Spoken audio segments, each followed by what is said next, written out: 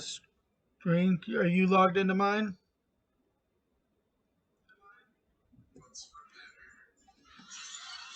Hold on. Had it up a minute ago.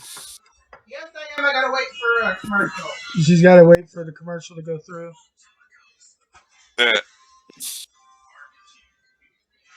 11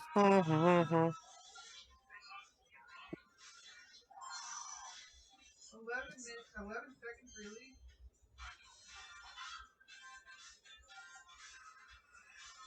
None of that yawn in there, Greg.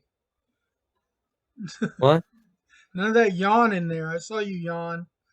It's contagious. Oh, that was beautiful. I heard Greg. You, okay, sound off. Greg, say hi. Hi.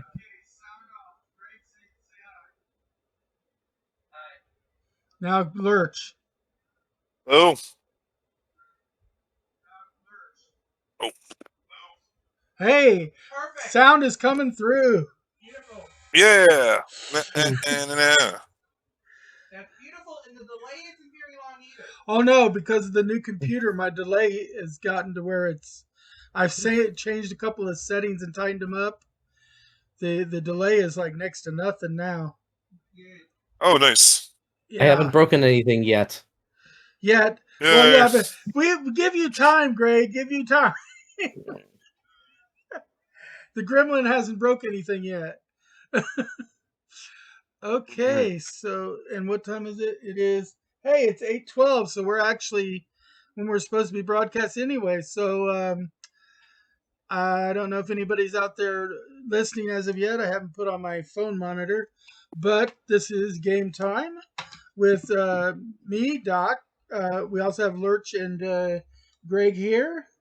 Right below me, you'll see Greg Pullman. He is our director of tabletop gaming at Eclectic Endeavors, with the people that put on the Gaming Arts Media Entertainment Expo.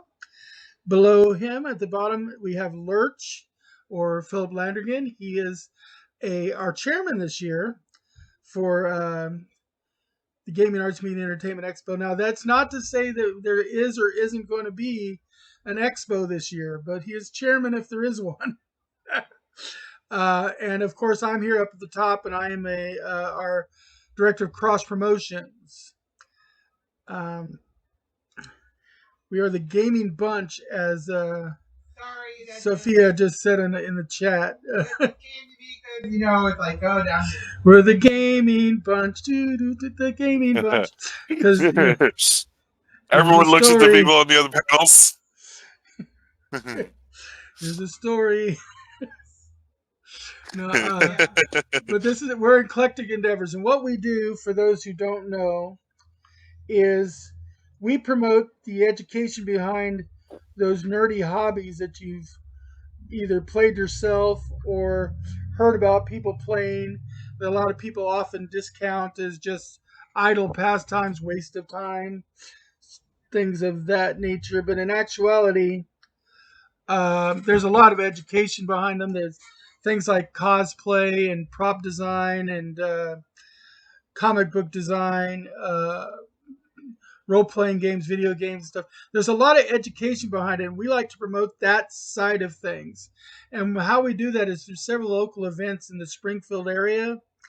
Namely, the two main events that we do are the Picnic at the End of the Universe, usually done in the spring, and the Gaming Arts Media Entertainment Expo, which is a 3-day convention, which typically happened in October. We're not sure when or if it's going to happen this. Neither one are we sure about this year because of COVID still. But we take all the money we earn from these various things and other activities, like we do game day at the Creamery, which doesn't actually generate money but generates interest. And we take that and we reinvest it in our community in different ways. Like we were giving away scholarships to the Nerdy Arts for a couple of years there, where everything we made over and above what it cost us to run our events was going towards a scholarship fund for people who are going into like graphic design or theater arts majors or anything related to the nerdy arts.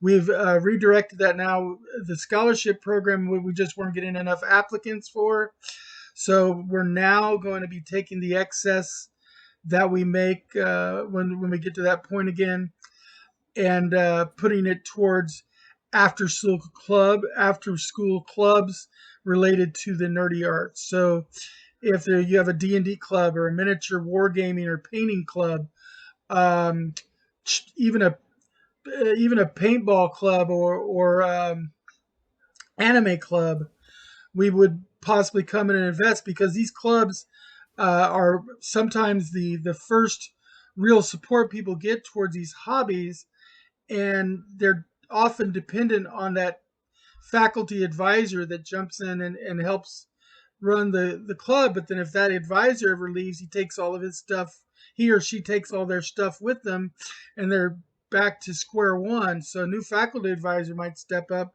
but now they have none of the stuff that was making the club function. An anime club with no anime to listen to and watch is not going to be much. And so if we could come in and give a grant to a club to buy them their own club set of the D&D books, for instance, or a couple of starter anime series box sets to get an anime club going, or maybe a set of paint and brushes for a paint and take type of a miniature painting thing, then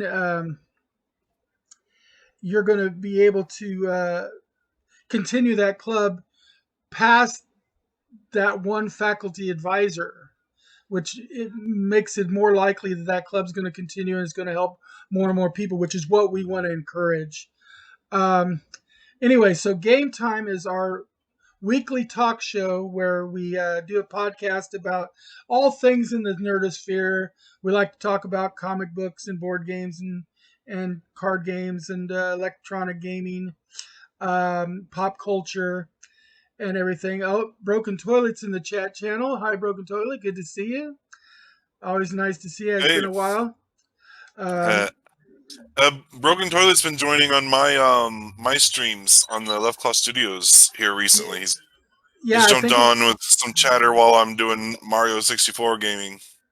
Yeah, I think he found you through us one of the weeks he came in for this, and it's good, because that's one of the things we want to do, is spread the word. I mean, yes, technically this is for our local area, but that doesn't. This is about pop and nerd culture, so it's more universal than that. Anyway, we've got a lot going for the show this week. Just in what I've got planned, there's a lot. I don't even know what all my co-hosts have planned this week, but as I mentioned on Facebook earlier in the week, we've got a lot planned for this week, because we've got a lot that's come out in the past actually 14 days, because we did not have a show last week. Inclement weather problems. Inclement weather problems, and we're a little bit worried about possible power outage and stuff. Plus, I wasn't feeling the greatest, and then followed it up that Friday. I got my first COVID shot, and it knocked me down for the count. So, oh man, it did. I spent all my time in the bathroom and bed. That was it. My girlfriend was the same way when she got her first shot. She was in bed for 18 hours. Yeah, and that was it. I just was like, I lived in the bed. It took me an act of Congress to get me out of bed for anything more than to go to the bathroom. So it was just not a good weekend for me. And last week we just didn't have a show. Partly because of that, partly because we hadn't really connected, and I hadn't fully finished setting up the new computer anyway. So that was another consideration. New computer set up now. From what I understand from my feedback from my production assistant, though, it's sounding really good, and the delay is much better, and she can tell because she can hear me in kind of echo stereo. She hears me talk here, then she hears me there just a couple seconds later. Echo stereo sounds all right. Echo stereo, that's right. I get. But we've got a lot that's going on now. Just to let people know what I've got planned, I've been talking a lot about the superheroes and TV and movies lately. Specifically, I've been handling a lot of the Arrowverse stuff. Um, Superman and Lois and Flash are both out for Arrowverse right now. Black Lightning is too, but I've not been keeping up with it. And Yeah. I'm actually a couple of weeks behind on Batwoman too.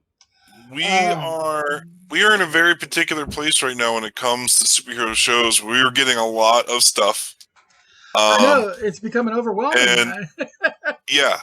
Like I was fully intending on being caught up with, Superman and Lois and Flash right now, but I watched the Snyder cut, the Justice League Snyder cut, and I watched Falcon and Winter Soldier. Yeah, so I've watched those. I'm current on those. But you need 18 hours in a day to catch up with everything.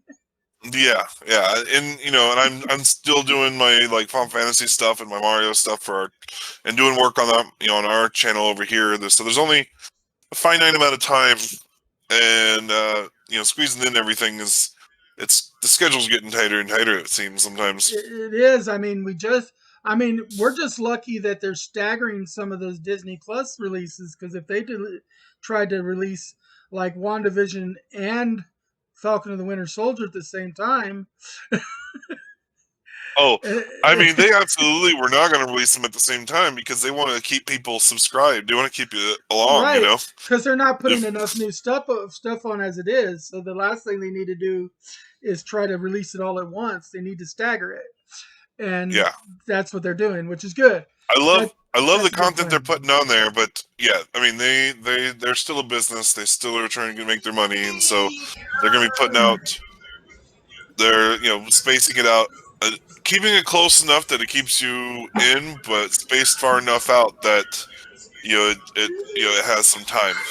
Yeah, exactly. There was a week off in between WandaVision and Winter Soldier, Falcon and Winter Soldier. I don't know why I keep wanting to reverse the names whenever I say the title. That's okay. Completely understand. You know what? One of the other things I did while I was in the bed all that time sick, I rewatched all the Avengers movies. Because oh wow, I just the Avengers and a couple of the side movies. I didn't watch everything. Yeah, but I rewatched Doctor Strange. I rewatched Ant-Man and Ant-Man and the Wasp, and all the Avengers movies. Were the ones I watched. And Civil War. Because you have to watch Civil War. It's really an Avengers movie, not a Captain America movie. It really is. More or less. Well, what do you think of what do you think of the Falcon and the Winter Soldier so far? Well, before we go there, let's go into what we're going to be talking about this week, just to get that out of the way. Oh, okay. I'm going to be talking about, like I said, the Arrowverse and Falcon the Winter Soldier, and me and Lurch at the end. I know we're going to probably wax poetic for quite a while on Zack Snyder's cut of Justice League. Yeah. So that's going to be probably save that for the end of the show. Have you had a chance to watch both of those yet? The Snyder cut or the Falcon and Winter Soldier? I've watched them both. Greg, have you watched either? I haven't even seen the original cut of Justice League. No, I haven't seen either of those. Okay. Well, it's probably not a heavy spoiler concern for you if you're not really in a rush to even see the first one. I'm not. There's so much, and it's overload. I don't know. It's overload. You got to pick and choose.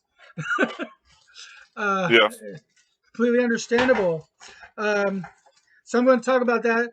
And as you can see on the screen right now, I've also got the Candle Keep mysteries up in our shared work area there. That's because it just recently released for Wizards of the Coast for Dungeons and Dragons. It's an anthology of 17 mystery themed adventures. So you can do like a Scooby Gang kind of adventures in the Dungeons and Dragons world that everybody's kind of focusing around on now. And so you can get that digitally for $29.99 added to your D&D Beyond account, or you can go in and buy it at the store. I think it runs like $60 in the store. So that's my little touch on Dungeon. Hydrate. My viewers reminding us we need to keep hydrated. Oh yeah, yeah. I read that. I read that redeemed hydrate. I was like, man, now I suddenly am thirsty. I need a drink of water. Yeah. But Yeah, I'll have to go off camera for a moment to do that. Yeah, I keep something here at all times, but especially since I got some guys, the first thing they do when they come in the channel is hydrate, hydrate. So, Yeah, uh, I might have to step off camera for a moment and grab myself a glass of water because I'm getting thirsty. no problem. So that's what I'm basically going to talk about is movies, TV, and we just mentioned Candlekeep. What did you have in store for us this week, Greg? Since we were having technical difficulties the last time I was on, I'm gonna try to hit on the ghost variations again, and also speaking of tying gaming into education, we don't often get to talk about classical literature, but I found a D&D 5th edition supplement campaign based on Dante's Inferno. Ooh, That I think looked really interesting. Yeah, that'll be cool.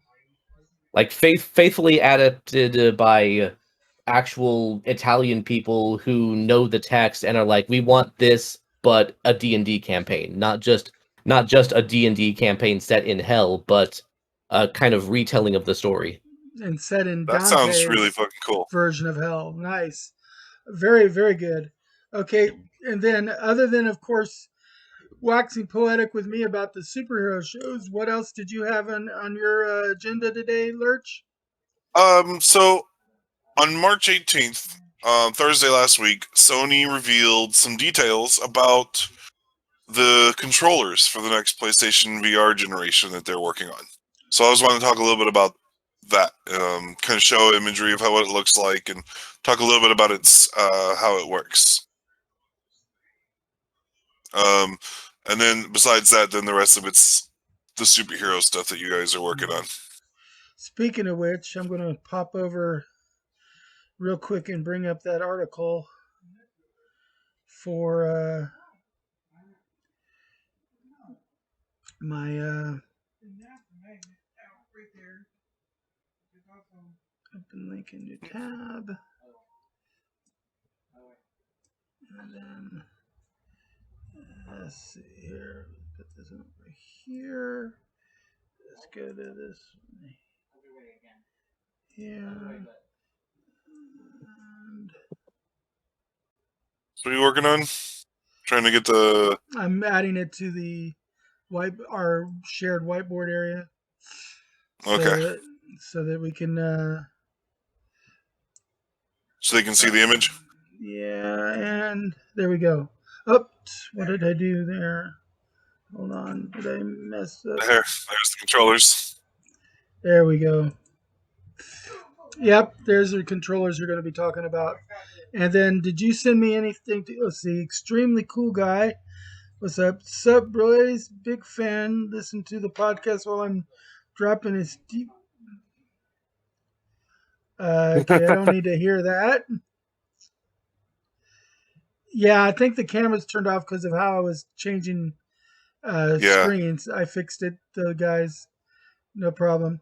Don't really need to talk about dropping a deuce there. Extremely cool guy, because that's not extremely cool at all. But we're going to talk about nerdy stuff instead. How about that? Let's see. And then there's that. And then Greg sent me something to link probably. Was Slay the Spire something you wanted to talk about this week too, Greg? Oh no, I sent the wrong link. I'm gonna do Yeah. I want that one on a later week. What about Dicebreaker? Yeah, that's the one for Inferno. That's the one for Yeah. Inferno? Yeah. Open link in new window. Okay. Pump that over there. Accept all cookies. Open up that. And there we go. And that's the information on that one. Okay. So, what do we want to go to first, guys? Every time I do that switcheroo, it blanks you guys out. Yeah, blanks us out for a moment. Another hydrate redemption. Remember, I can't hydrate too much, guys. How about we go ahead and start with Greg? Yeah. We got the screen up now anyway, so and I'm gonna I'm gonna grab a glass of water real quick. So Okay. I'll be right back. All right, so we got Greg here. He's mainly our tabletop guru.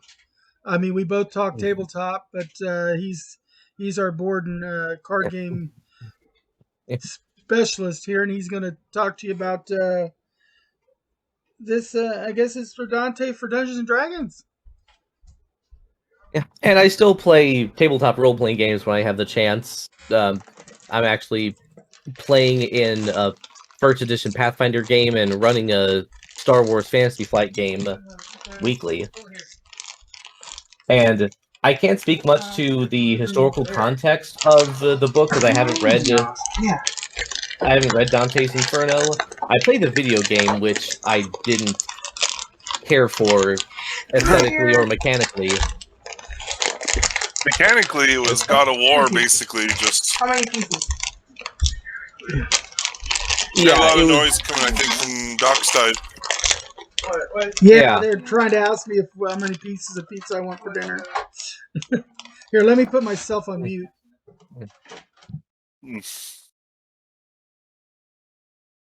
Yeah, the video game was God of War, basically, but they tried to somehow make it even grittier, and it just came off as gratuitous, in my opinion. But this one, like I said, looks like they're trying to do a faithful adaptation of Dante's Inferno, which is to say a tour guide through the various levels of hell on a redemption quest. And I'm a sucker for redemption stories. So thematically, it looks really interesting. I'm also interested in hell or any of the evil planes of D&D framed as something other than, ooh, you're a bad guy, you go here after you die. Because did you say at the beginning you've never read the Dante's Inferno? I have not. I've read a couple of historical texts. The one that jumps most to mind is the Romance of the Three Kingdoms, one of the great Chinese epics. But I haven't read Inferno. But this will be an incentive to read through that and really get a sense of the theme. Are you familiar that the Inferno is part one of a 3-part book? The Divine Comedy, yeah. Yeah. In fact, according to their Kickstarter page, this might be the first of a trilogy. Like they say on the Kickstarter page, this game is practically finished. They've just been waiting. They waited for this year specifically because it is the Septuacentennial of the death of Dante, the writer, the 700th anniversary of the author's death. And so they waited. Yeah, they waited for now specifically. Interesting. Yeah, Dante Alighieri. That's really cool. Yeah.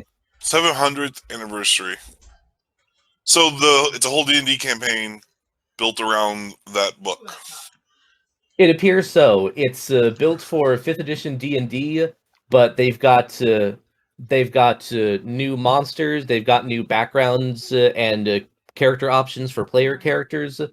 The full version looks like it's going to be 2 books. One book is the actual campaign book, and the other one is according to them, the bestiary / dungeon master's guide for the campaign path.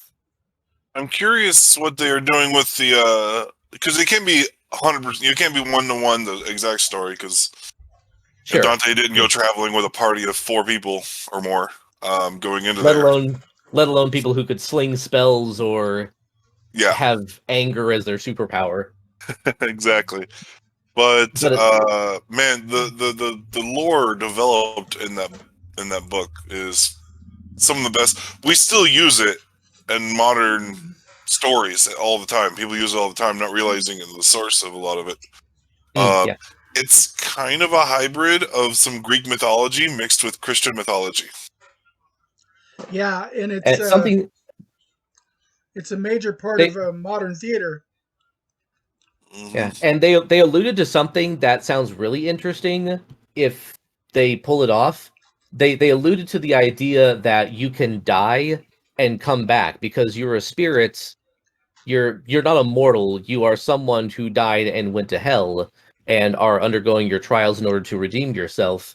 So if you die in the scenario, it sounds like there's some mechanism to basically respawn you in the world, which will be interesting. It takes the edge off of death, obviously, but it sounds like it will lean harder on themes of corruption and redemption, and like what that experience means to the individual, which sounds more story based. It'll be interesting to see how they make that work with the typically combat centric mechanics of D&D. You know what that would be interesting though to do a conversion for? Phoenix Dawn Command.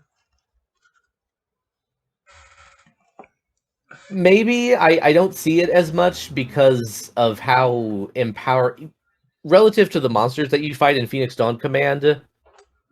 It's not that empowering because combat's supposed to be really hard, but you're still supposed to be super powerful compared to the average layperson. You're basically a superhero. Yeah. And maybe it'll play out a bit like that in this Inferno, where you're fighting really strong monsters and you're powerful, but the monsters are still that much stronger. Maybe it'll be opportunities to help other lost souls. Yeah, there's a lot they can do with that. And there's I'm a little fuzzy on it. I read the book years ago, a couple of times, and I think there's 9 circles for hell. Yes. In this, Mm-hmm. I think they first tried to define it as 7 circles, but the 7th circle is 3 small circles, which really adds up to a total of 9. And each circle has its own like punishments and own theme design around what it's like, so you can get really crazy with some of the concepts that you could do in this kind of setting for a D&D game. I can see it being really fun and kind of crazy.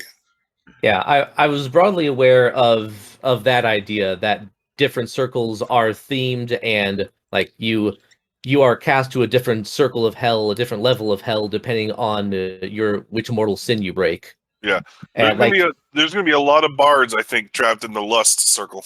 Yeah. I always thought it was interesting, correct me if I'm wrong, but the deepest level of hell isn't fire and brimstone, it's actually ice. It's like eternal encasement in ice. It's the frozen hells. Yeah. Which is a frozen lake. Yep. There's plenty of fire, but then when you get down to the final circles, you're down in a frozen lake. And Satan has 3 heads. Or 3 faces. I can't remember if it's 3 whole heads or just 3 separate faces on one head. They're supposed to be representative, I think, of like Judas, and Brutus, for betraying their faith and betraying the Caesar. It's for traitors. The very last circle's for traitors, and Lucifer's supposed to be the traitor to God. So I just can't help but picture like a campaign, a group getting down there, and the bard being in the left circle, and be like, I'm going to try to seduce it. You can't. It already is seducing you. So you just fell for its trap, I guess. Yeah, that'll be interesting. I guess the expanded character backgrounds will play into that. Like, That's kind of how it could go. Yeah. that whole chapter will basically be, so what are you in for? Oh, well, there you go. Either that, or say it starts out first line of the chapter. So you want to play a bard, huh?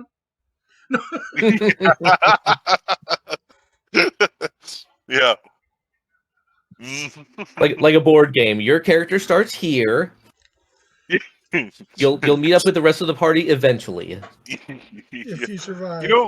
What if the campaign does have everyone start at different circles dependent on their sin and based on their character background, and then they have to find each other.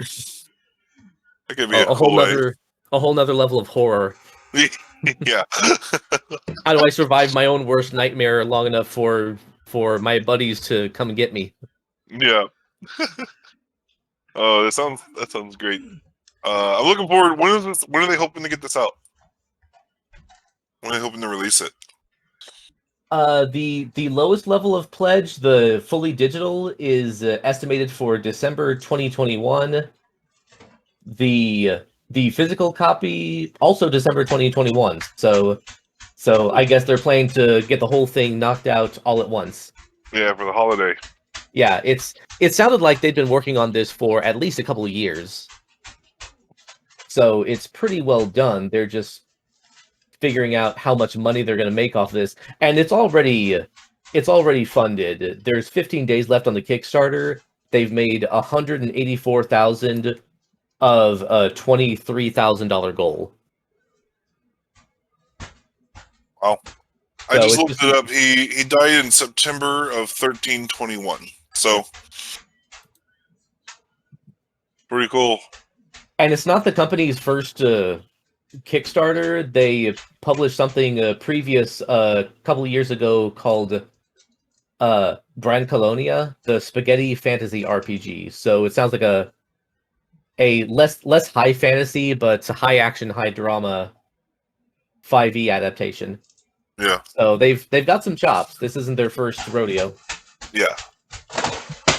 Which is always good to hear. I've backed a couple of projects from people who it was either their first or their second Kickstarter, and they talk a big game, but they eventually get the product out, but it takes so long because they're trying to juggle so many balls. But it sounds like they committed to finishing their first project before jumping into another one. Good. I'm looking forward to it in the sense I think it's an awesome setting, but I personally probably won't have the time to actually play it myself. That's fair. I'm hoping that it inspires more awareness of classic literature as fodder for RPGs, because there's been other attempts. There's an entire RPG based on the fairy tale Bluebeard's Bride. Is there one based on Don Quixote? Not to my knowledge, but I've heard of warrior that is like losing his mind. Yeah, I don't know that there's an RPG based on that story, but I'm fairly sure there are characters explicitly based on Don Quixote. Mm. Oh yes, definitely.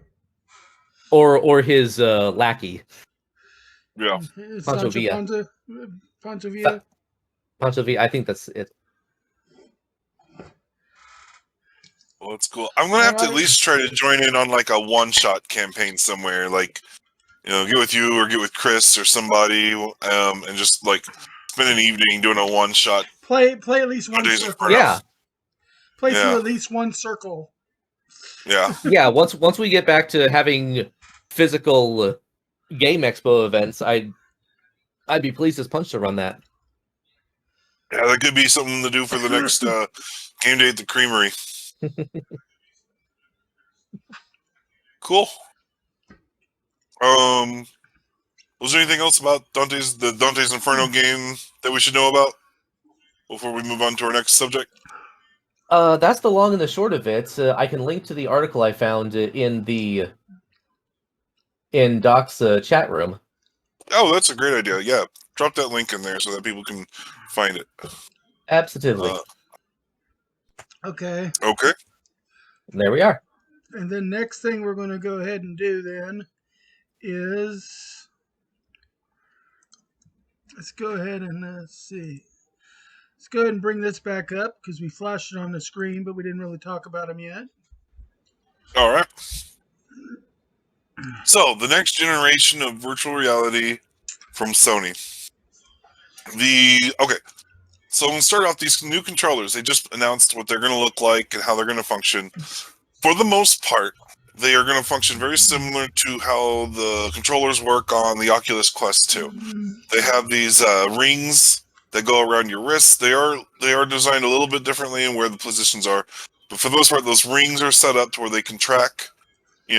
Your headset will track the controllers, and it can track where your hands are and the movement of your fingers, and it can track whether your fingers are touching or not touching the buttons, even if you're not pressing down on the buttons. So it gives you more fine motor control for, hand gestures and stuff that can be taken into account. There's also 2 triggers on each hand. So you got one that you pull with your index finger, one you pull with your middle finger. The right hand has the X and circle, I think, and the left has square and triangle, something like that, and an analog stick in each hand. They're taking a lot of cues from the other VR heads or the VR controllers configurations in these regards, with the dual analog sticks and how many finger buttons they have and stuff. Something that they're doing though that's completely unique to them, or something that's really special about them, I think, that they're doing a lot of effort for haptic feedback technology. They're using technology like they have in the PlayStation 5 controller, where it gives you tension and pushback on the triggers, and implementing that into this controller as well. So, and I know it's kind of cliche to say, bow and arrow, but when you're using this VR controller and you're doing the action to pull back on an arrow, that trigger finger is going to have pressure to it. It'll have tension that you have to squeeze against. So it helps make it feel more like you're pulling back on the bow. More realism.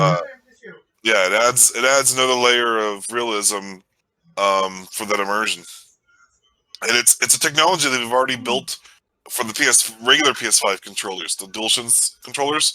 They do that themselves. So you're playing Call of Duty Black Ops, or Call of Duty Cold War, and it's got every trigger feels different, and they're doing that with most games coming out on PS5 are getting customized trigger effects for all the things, so you get different pressures. They're implementing the same thing into these new VR controllers. So they are improving on. They're taking lessons learned from their own PS5 controllers and from other VR controllers to make, from what I've seen so far, what will be the best VR controllers, unless someone else comes out. Surely someone will come out with another thing along the lines. But this controller, I believe, beats out anything that's currently on the market in terms of functions and features and immersion. And I'm one and extremely looking forward to it. Getting to play some more PSVR games with this new tech. Yeah, I'm about the immersion of the haptic system. Yeah, I've always it's one of been a those proponent topics. of haptics. The haptic is difficult to explain in words without until you feel it. It's one of those things you have to feel before you realize just how good haptic feedbacks are. A lot of people are just like, a lot of people might just think, oh, that's just rumble. but it's a whole next generational step from Rumble. Haptic, feel the difference. Yeah, yes, you have to feel the difference to be able to realize the difference. Yeah. Not a whole lot of other information to describe. I don't want to go into just re-describing some of these things too much, but I think that people were worried just a couple months ago about VR not being something that Sony is interested in doing, to now getting confirmation from them. You see, this link is from PlayStation.blog, their own website, with these details. We don't have a release date yet for it, but it's in good hands, I think, in the progress.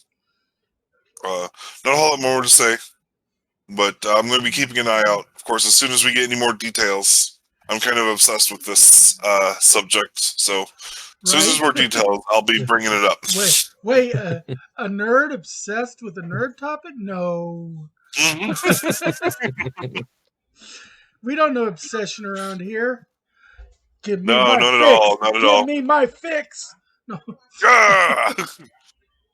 Oh man, I'm obsessed with. I don't know about you guys. I don't know if you guys have played it, but I've just recently gotten obsessed with Final Fantasy XIV, which I've avoided playing like the plague since it was announced because I watched it's you a play a little bit of subscription that. game. Yeah, I haven't paid the subscription to play it, but I always wanted to see Final Fantasy in as a true MMO. And then when it finally comes out like it, I just never got around to paying the subscription to play it. Well, here's what's great. Here's something that's great about Final Fantasy XIV that convinced me to give it a try. You can get if you get the free trial, you can get a free trial that has no time limit. Right.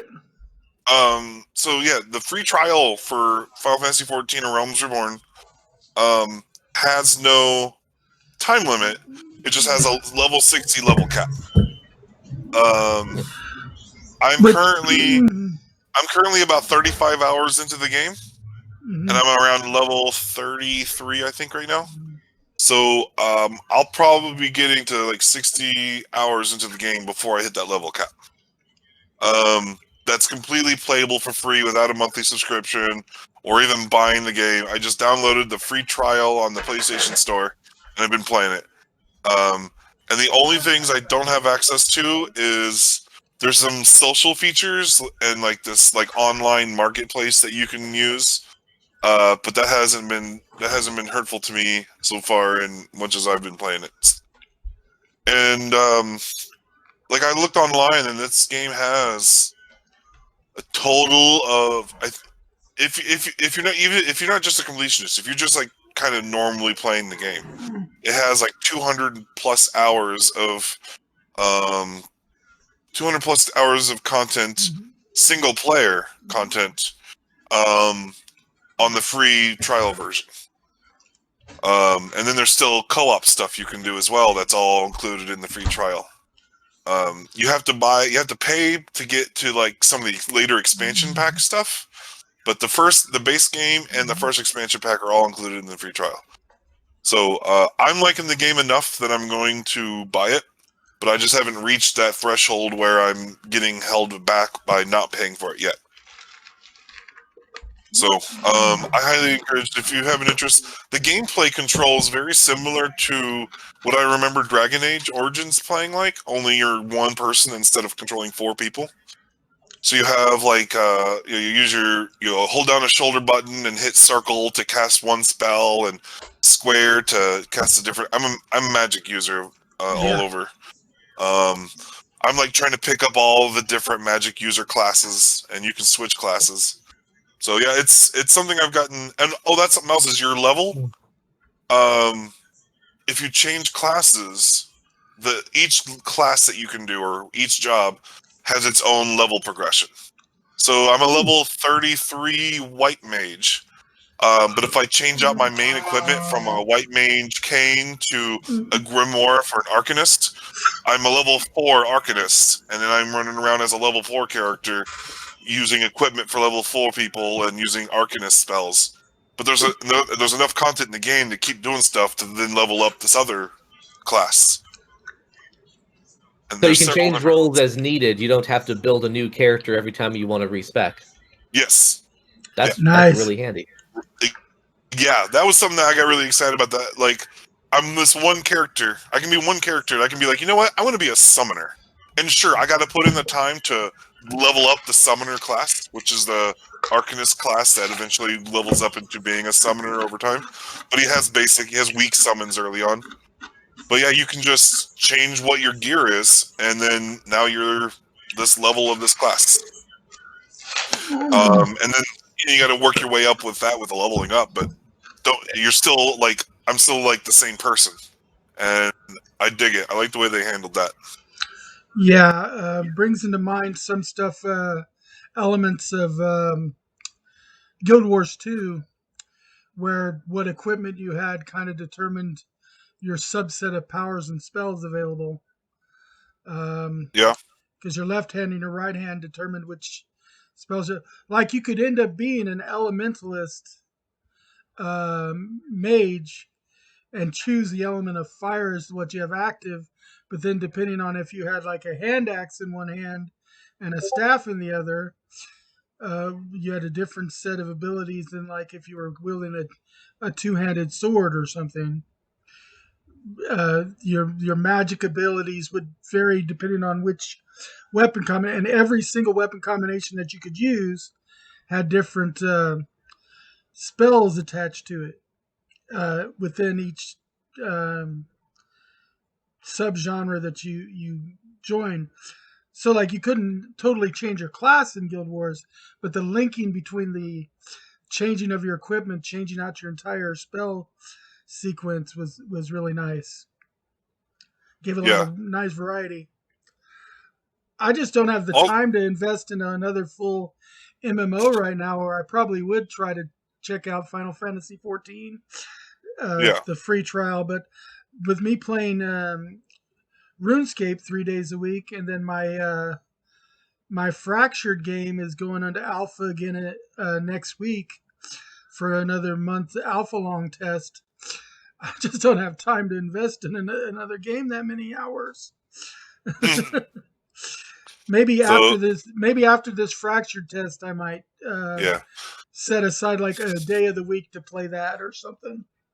Yeah, I kind of part of my restriction on holding back on MMO or any game that requires a subscription is I'm always worried that I'm going to like get a game and then maybe I'll play it for a couple of months for enough hours to be worth the $15 a month or whatever it is, but then not later.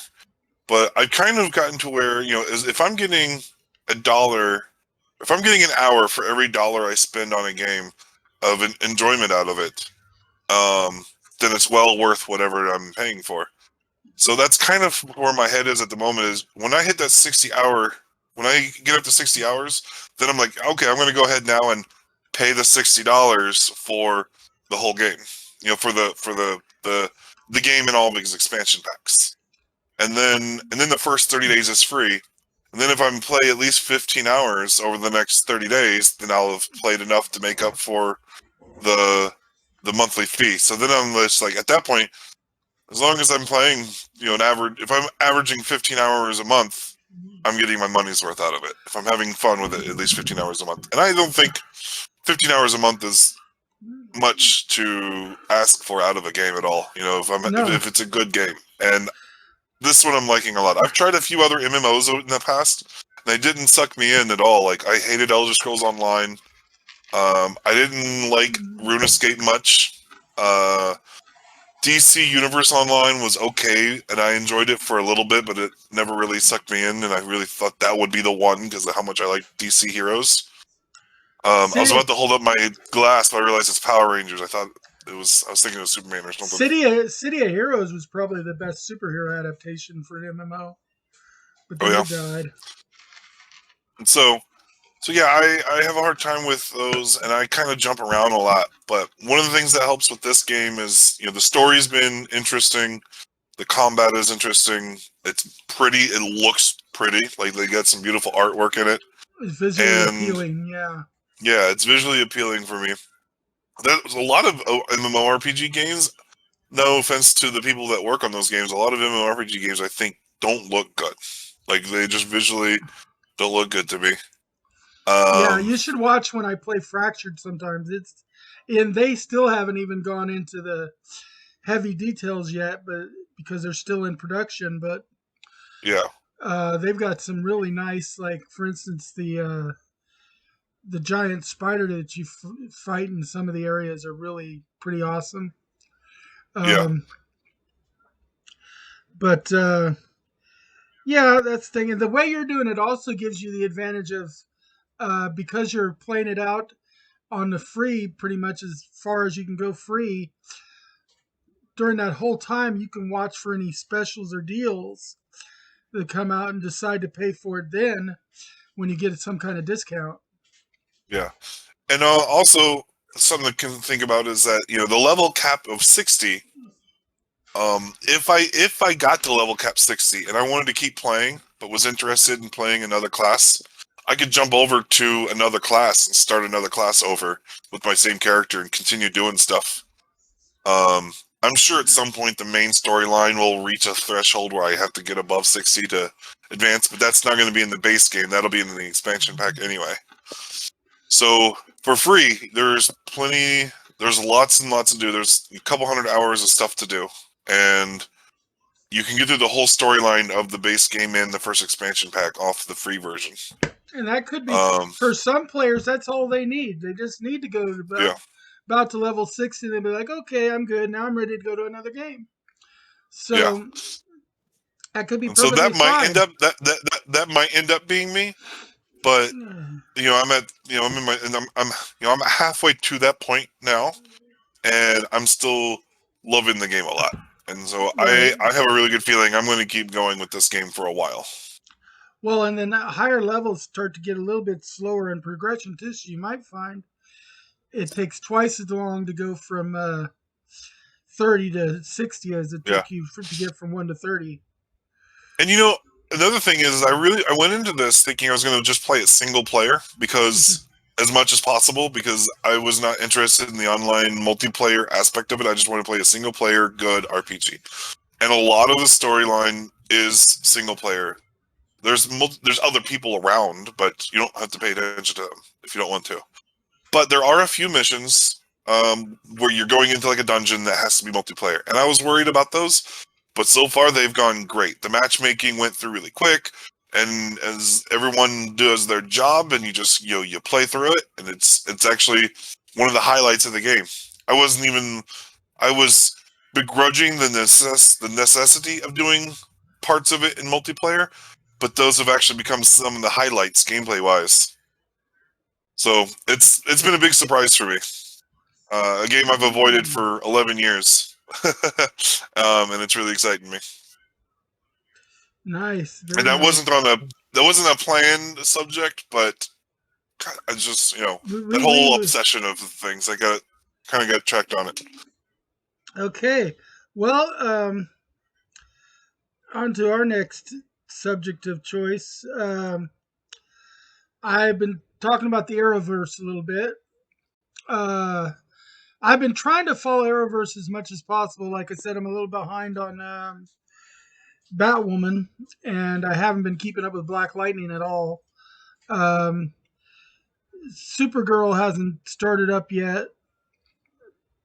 Legends of Tomorrow hasn't started up yet. Stargirl season 2 is not ready to go yet. So basically, we're talking right now. The main offerings we have are Superman and Lois and Flash are the main ones that I've been trying to keep up with. Last week, not this week, I did watch this week's, but I fell asleep through part of it, so I need to watch it again. So I'll probably put an update on this week's next week. But last week they rounded out the whole Mirror Universe sub-thread. They finally everybody got rescued from the mirror world. Finally, it feels like Yeah. they've been. Well, the fact that the season kind of ended with them still dealing with the mirror world, last season, has added to the feeling that they've been stuck there for ages. Right, exactly. And now they finally did the finish on that, including and spoiler alert here, Iris, I guess, was in that world long enough. She was one of the first people captured, of course. That in the end, she even had kind of a little bit of the mirror world's power, so she directly took on what she calls herself, the mirror matron or whatever. Um, the girl that was in charge of the mirror monarch or something like that. Uh, Yeah, I don't remember her title. yeah, she only says it like once or twice in the very last episode. Really, is the only times I actually hear it. But that and then like a couple episodes before, I think she mentions it once. Is when she gives herself a name. Uh, but anyway, Iris ends up with some of the power too, and so they kind of go head to head there for just a little bit. Iris has to come help save Flash. And so that's something. And then there's even a minute that says, like, Iris, maybe you're a meta now. This is, yeah, I think all the power went at the end. And if without the access to the Mirrorverse, her power wouldn't really be, active anyway.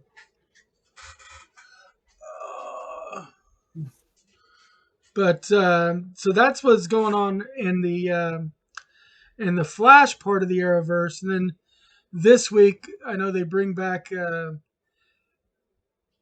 of the evil magicians, the time traveling magician. I don't remember his name right now, but anyway, I know he's in it, but I need to rewatch the episode. And then now in Superman and Lois. Is he a magician, or is he a guy who uses future technology to pretend to be a magician? That second one, yes. Okay. I forget his name, but I know who you're talking about. Yeah, it's that guy. Really, really bad haircut. Yes. But in Superman and Lois, we've got, of course, the boys are getting more and more not used to the Smallville. And they did the reveal that the mysterious bad guy is a Luthor from another alternate Earth. Yeah. He's a black Lex Luthor, not a white Lex Luthor, which minor detail. Yeah, minor detail, but it was a surprise. Like it was a surprise. Yeah, because when you first, you're like, wait a minute, huh? Because they have a Lex Luthor in the Arrowverse already. Ducky from Pretty in Pink, what's his name, is the Arrowverse Luthor. John Cryer. John Cryer, thank you. Yeah, that's it. John Cryer is the Arrowverse Luthor. So this, much more intimidating looking, big, African American man, it totally gives a different image, and he's much more intimidating. For one thing, he's a strong, powerful looking character. John Cryer is not strong, powerful looking. John Cryer is a nerd. He did give off a very powerful creep vibe, though, in Supergirl. He does creep. He does creep really well. But it's kind of the difference between the various Lex Luthors that have gone throughout cinema, because we've had Gene Hackman has been kind of a super mastermind, kind of laissez-faire Lex Luthor, and then we had Tottenbaum from Smallville, who Rosenbaum. Rosenbaum, that's it. Rosenbaum from Smallville, who had more of that evil genius kind of best friend turned evil kind of thing, Yeah. but not fully evil, except just against Superman. And Yeah. you've had all these different versions of Luther throughout the ages, and then we went from someone like John Cryer to this guy. Don't Talk forget about Jesse Eisenberg. and Jesse, and then I was going to point out. Now you want to talk creepy? Jesse Eisenberg can pull off creepy. Yeah. And that'll be in on our other subject at the very end of here, if you know. Yeah. But so he was revealed, and it's also looking like he's somehow giving Kryptonian. Somebody's giving Kryptonian powers to humans in the Superman and Lois, because there's some various humans that are like breaking out with stuff like heat vision, or one of the kids that was in a at the bonfire when Jordan revealed his powers. Well, didn't reveal, but discovered his powers. They luckily didn't get revealed. But one of the kids at the bonfires was the ex quarterback who's been on the basically on the sick list since that happened because of the explosion of the bonfire at that party. But he's got like an arm that's like super vibrating, kind of similar to the Flash more than Superman actually. Yeah, he's super He's got way too much caffeine in his diet, is what I'm saying. Way too much caffeine. Make a bad joke, but I'm not going to. Right. But so there's all this kind of stuff going on. Lois is, of course, quit the Daily Planet, which, mind blowing. Yeah, she was on the verge of getting fired though with the way she was reporting against her boss. Oh no, she wouldn't have got fired. He just would have kept rewriting her print. Yeah. And she can't stand that. This is Lois. You don't mess with her print. You don't rewrite it. You do not rewrite her byline. Lois been doing this longer than you. Yeah. She's been doing this since 1938. Back off. That's right. Back off, bitch. No, so she's working now for a small little Smallville rag, and of course the bad guy developer is still trying to gag order her, and is intimidating her boss to where she even has to be a little bit quiet, which is just pissing off Lois no end. And then Superman's stuck in the middle trying to be good dad, good husband, and also save the world if he's got a spare minute or two. In actuality, it's like save the world does come first, and everybody else seems to be the spare minute or two, and it's throwing the whole family dynamic into, oh, you're a terrible dad kind of situation without coming out and saying he's a terrible dad. He's just majorly an absentee father because he's so busy saving the world. But when he's there, he tries to be there as much as he can. He gets involved with the kids. He's now the assistant coach of the football team at the high school, just so he can be closer and keep an eye on Jordan and his powers, but still allow Jordan to play, which is more than he would have been allowed when he was younger, because Jonathan never would have let Clark play sports because it would have exposed his powers. That depends on the writer, because there are some versions of history, some versions of the story where he was a star football player. That is true. It does depend on the writer. It depends on Christopher Reeve Superman, I don't think ever would have been allowed to.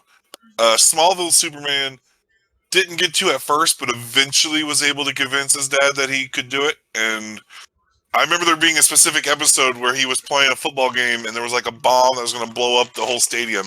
And he hiked the ball and then in super speed ran off, disarmed the bomb, thwarted all the bad guys, beat him up, tied him up or whatever, knocked him out, zoomed back, and then caught the ball and threw it or whatever, without anyone even noticing he left the field because he went so fast.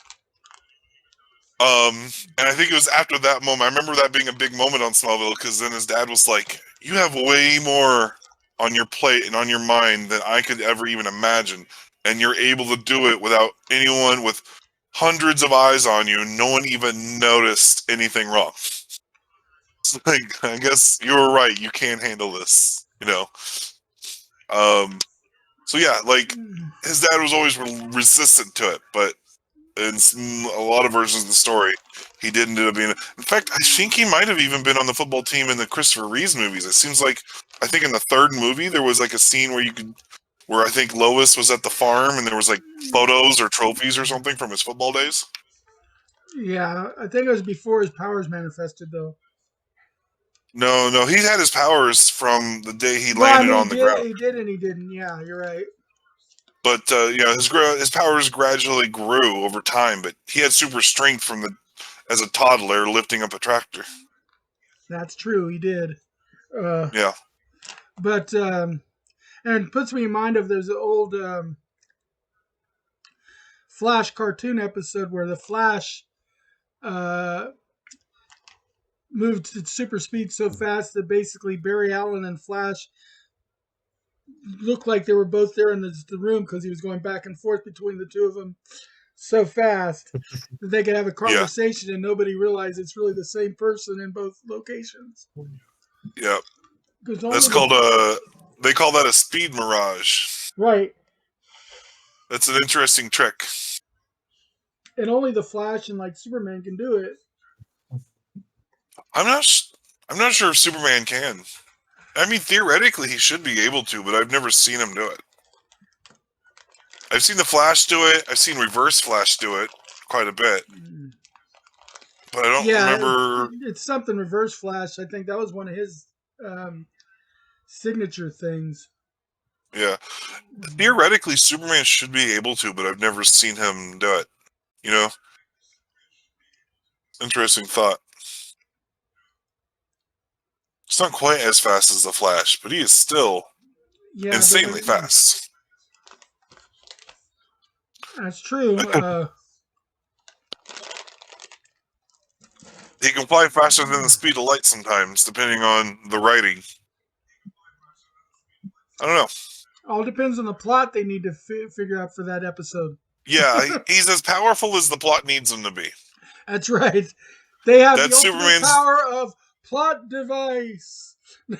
I love Superman, but he is basically by design as powerful as he needs to be for the plot to work.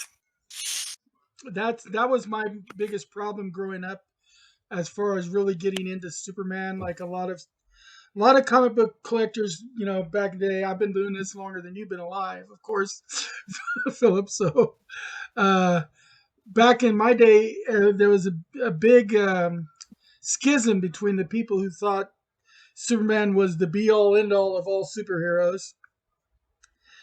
And then there were the people that were all behind Batman, and then the people that were all behind Marvel and stuff. And it was Superman. I mean, really, I was always in the camp that Superman was kind of a lousy superhero because he was too powerful. He had too many abilities. Every time something was needed, oh look, Superman could do it. I mean, it got to where his only weakness was kryptonite and magic. Those were it. Nothing else could affect him. And magic came along later. Yeah, to the extent that kryptonite came into the lexicon as a catch-all term for somebody's weakness, like the same way people would have used or still use Achilles' heel. Right, just like they think of spinach for Popeye as the ultimate power-up. That's exactly. Popeye spinach, Superman's kryptonite. Yeah, I like Superman when he's contrasted against other superheroes, either by ability or by personality. Like, I love both of the Justice League animated series, Justice League and Justice League Unlimited, but the solo Superman series, I just can't get into it. Especially when Superman has to go against mortals. Superman going against mortal enemies is stupid. He's too powerful for a mortal enemy. except maybe Lex Luthor, because he's the thinking mortal enemy Yeah. who will bring in kryptonite if he needs to. Although they bring a little bit of perspective into that when he gives his World of Cardboard speech to Darkseid in the animated series. That was pretty epic. Yeah. Right. Yeah. And He always has his hold back. Yep. And he does. He's always kind of holding back, and that's the thing that gets you about Superman and makes his character less believable. Where, like, on the other hand, Batman is almost completely believable because he has no powers. His, like they said in Zack Snyder's, is what's your power? I'm rich. Yeah. Yeah. Impossibly rich. He's got money. Well, since we're on the subject of Superman and Batman and should we switch gears to the Snyder Cut, the Justice League movie? Well, we've got 40 minutes left to go. We wanted to touch on Falcon and Winter Soldier, I think, and then end with that. So let's just real quickly. We never did get into the other thing that Greg was wanting to talk about, which was the Ghost variations. Yeah. Let me drop the link. Yeah, give me the link so I can put it up. There it is. Okay, Let me grab it. And this one shouldn't take too long because it is an anthology of ghost stories, each of which is not more than 3 pages long.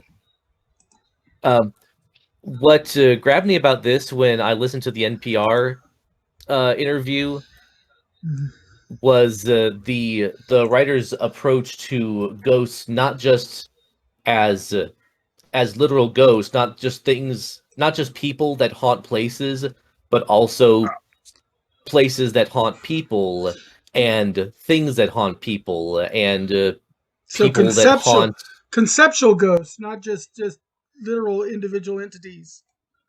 Yeah, like for example, in the table of contents, they have the stories broken up by subject matter. They have ghosts and memory, ghosts and fortune, ghosts and nature, ghosts and speculation, ghosts and the other senses, ghosts and belief.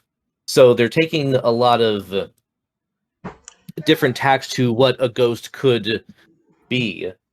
Even in the author, Mr. Brockmeyer's interview, he says, if you think of a ghost as a creature who doesn't belong here, but briefly takes on corporeal form before vanishing again, then that is very much how you would define a human being. So he's thinking really laterally about what a ghost is, to the extent that a person could be a ghost.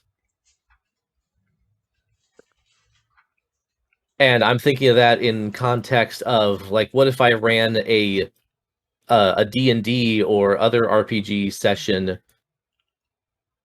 where I took that kind of expansive definition of what a ghost is and challenged the players to try to envision that perspective, not just what does this spirit need to pass on, but what is the crisis of identity or emotion or state of being that needs to be breached. The very first story, a notable social event, is just depicts a person reliving the same moment of regret in their life, but as the viewer, as the person telling the story observes their behavior, they notice subtle variations in the way that this person performs their action. So it's not just that it's a moment of regret, it's that the person is reliving this memory that is manifesting physically over and over again, like an actor trying to get their performance exactly right. Yeah, there's so many reasons for a haunting, for instance. And then you've got the very last story, which I see as a ghost as text, because it tells the story about a story, and it talks about the people who discovered it in this other language decades ago, and how it was adapted between language and even adapted for script, and somehow, despite being translated and rewritten over and over again, every instance of the story as the writer wrote it or adapted it or rewrote it wound up to be exactly the same story word for word, which, as if the story itself is conscious and want to be told a very specific way, which also speaks to the nature of language, because you would think even the act of going from one language to another would by necessity change the meaning of the story, because there's words that don't exist from one language to the other or take on varied or fractured meanings. But the idea that not just a person or a soul or a memory, but even a thing, an idea, could be conscious and persist over time is really interesting. You know, it's like the whole concept between an individualized ghost and a haunted house, where the house itself is possessed and everything Yeah, not and is a personification, but it's not an individual ghost doing the haunting. yeah. Think of the Netflix Amityville. series, Or Amityville, or the House on Haunted Hill, mhm. The Haunting of Hill House. Yeah, something like that. Yeah. That one went all over the place. That was spectacular. Yeah, and that's the big thing is we have conceptualized ghosts now, not just individual like poltergeists out there to worry about. And it's like, you know, you've got one concept of a ghost story could be equated to something like Pet Cemetery, where anything buried within it gets possessed and stuff, but it's a different type of possession. You know, this idea of the definition of what is a ghost kind of reminds me of this old argument from ancient Greece at the academy that Plato was at, where Right? they defined humans as a featherless biped, and in response to that, someone else that went to the academy or someone else that worked there showed up with a bird, a chicken or something that they had plucked all the feathers from, and like threw it down, and it's like, you know, behold the human. And so then they had to redefine what a human was a little bit further, because a featherless biped wasn't quite precise enough. And that's kind of, I don't know, it might be kind of silly, but that's that same thought. It's a philosophical conversation about what is, you know, what accounts as being this type of a being, and that seems to be what they're going with this ghost variations. Sure. It also speaks to the limitations of language, because for better or worse, we do think in language. And so if a concept exists that we can't adequately describe, like the soul or the afterlife, then we can only rely on our imagination to fill in the gaps and then adopt new language to describe that thing that, as far as we know, just exists in our mind. And what's the minimum amount of language needed to get the point across? Obviously, the featherless biped was not the minimum.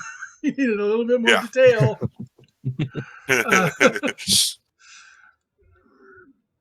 A mammal might have been needed in there somewhere.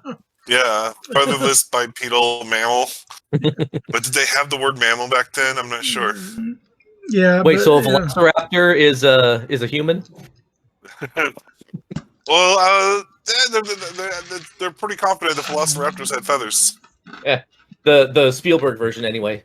Yes, Spielberg version. The Spielberg raptors would be human in that regard. They could open doors. I don't know any other animals but my old cat that can open a door. That's but curious. Anyway, so that's an interesting thing, is to go into the different takes on hauntings and stuff. So that's definitely something. Do you have a link for anything for the people you can throw in the chat room for that as well? I'll put the npr.org link into the chat. The interview with the author is like 7 minutes long, and if it sounds interesting to you, you can check it out on Amazon. You can read a preview of the book, the first few pages, and if you dig it, then it's fairly cheap. I want to say it's like $13 on Amazon.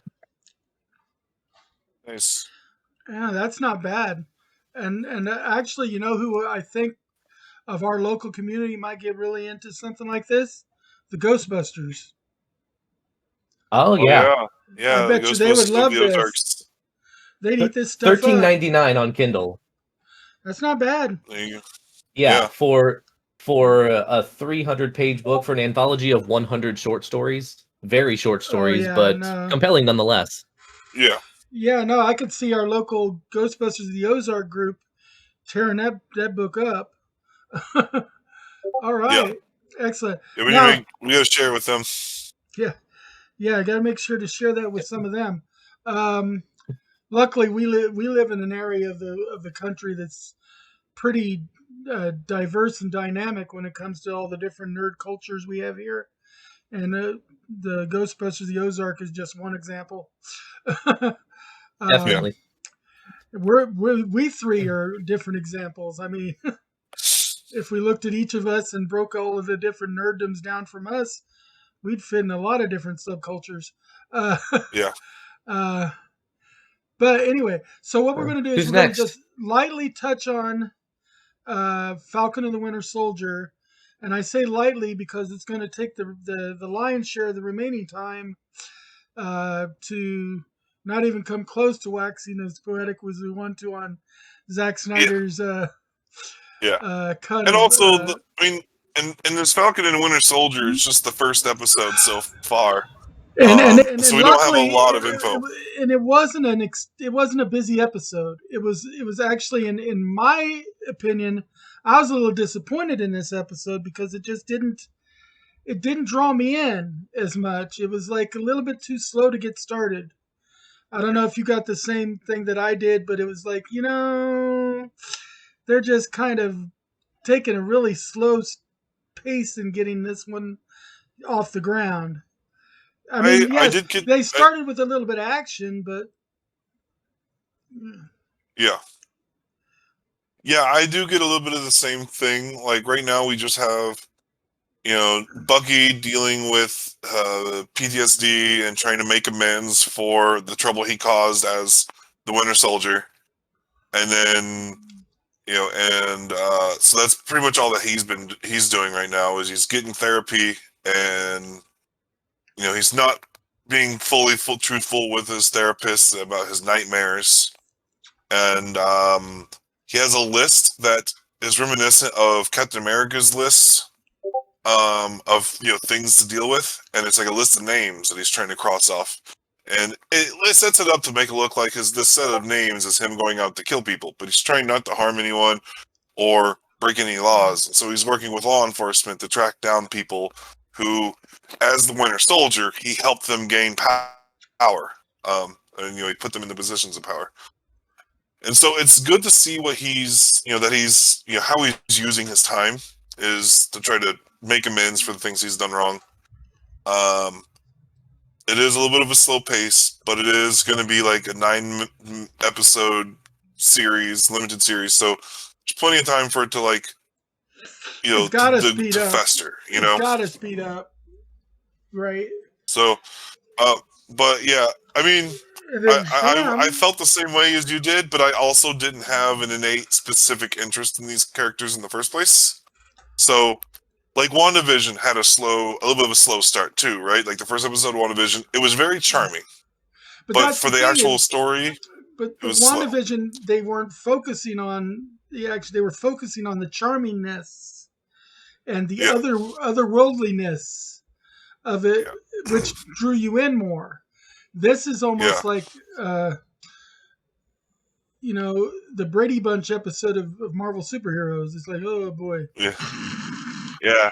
So that's basically all that Winter Soldier's been doing this whole episode is and then Sam talking to his therapist, and then Sam's trying to save his sister's shrimping truck or a boat or The a fishing boat. Save the fishing boat, and also make sure that Captain Shield's getting honored properly.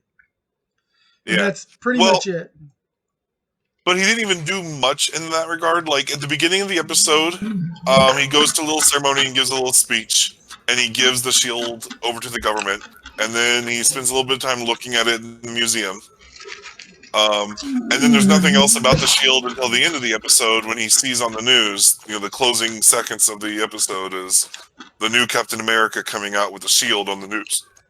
And that's about all he did with the shield. Which is, from what I understand, is supposed to be like the possible introduction of U.S. Agent. Yeah, that's what it looks like.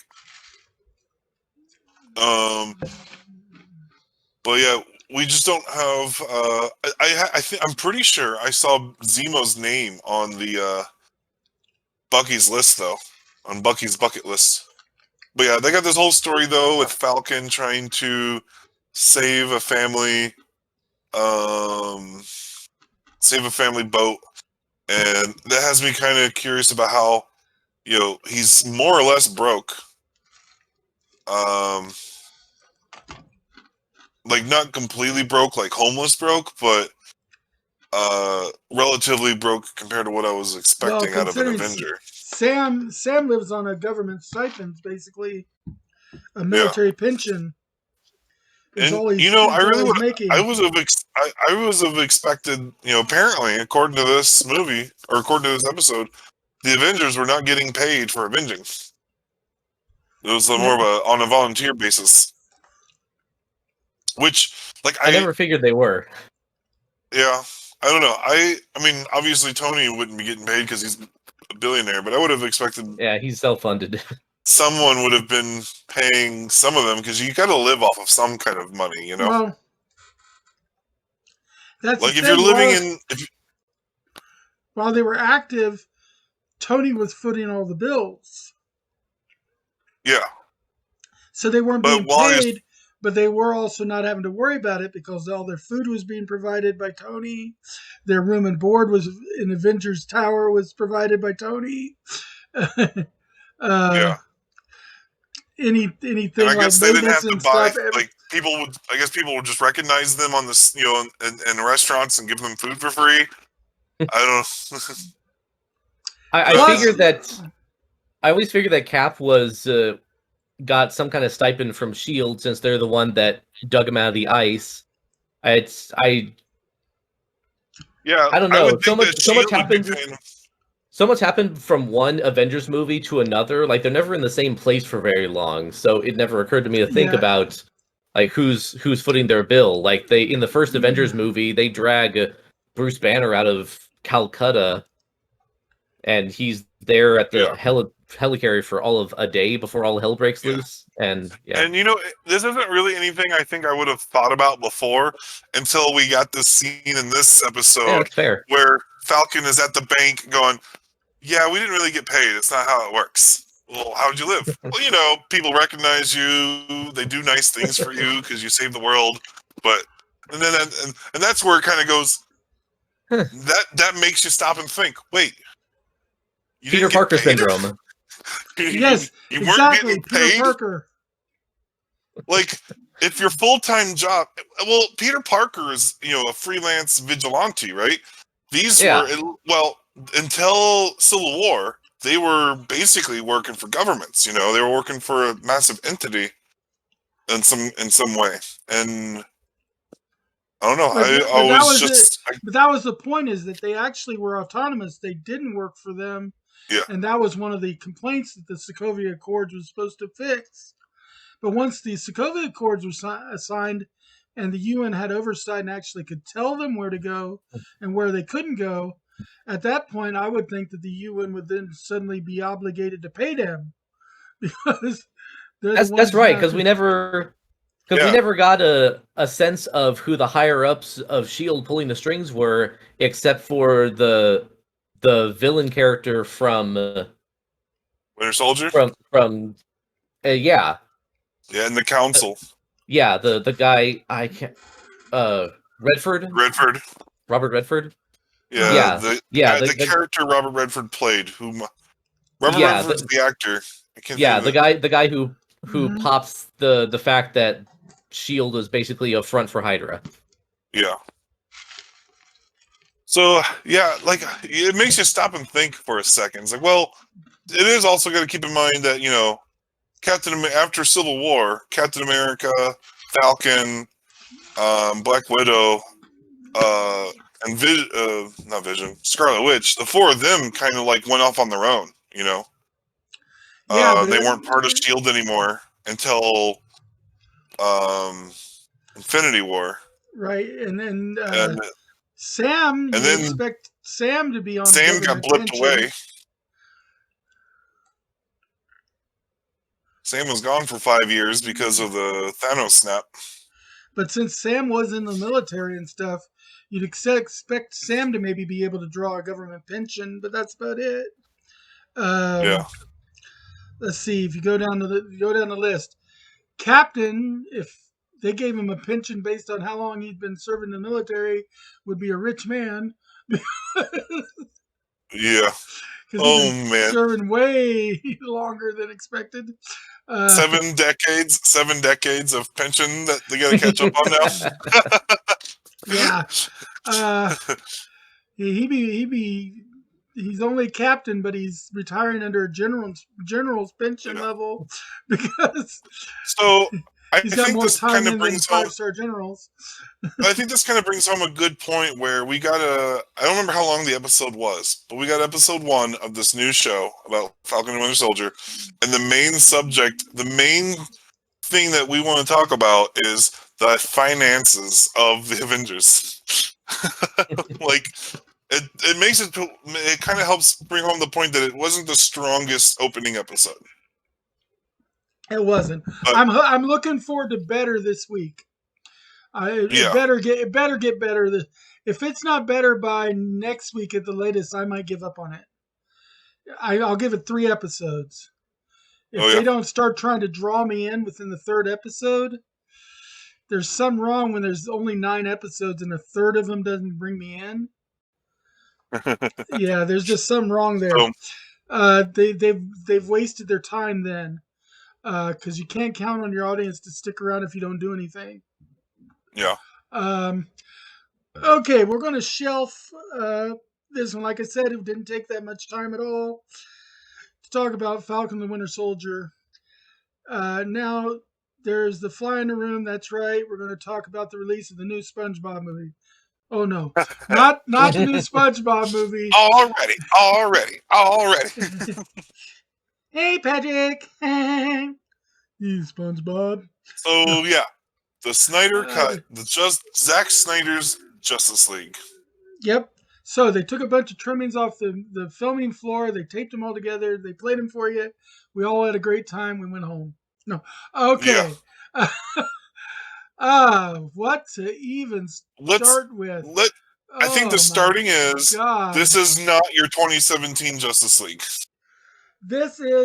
I think the starting caveat to that is, this is the Justice League we should have had. Yeah. This is the one that Snyder envisioned. This is the one that made, proves that Snyder is Snyder.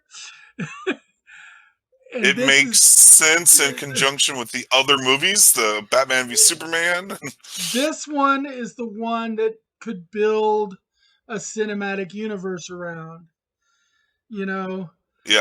They were having so much trouble trying to build the DC cinematic universe with kind of a start and stop kind of thing, and then they came out with Justice League, and we were like not very happy with it.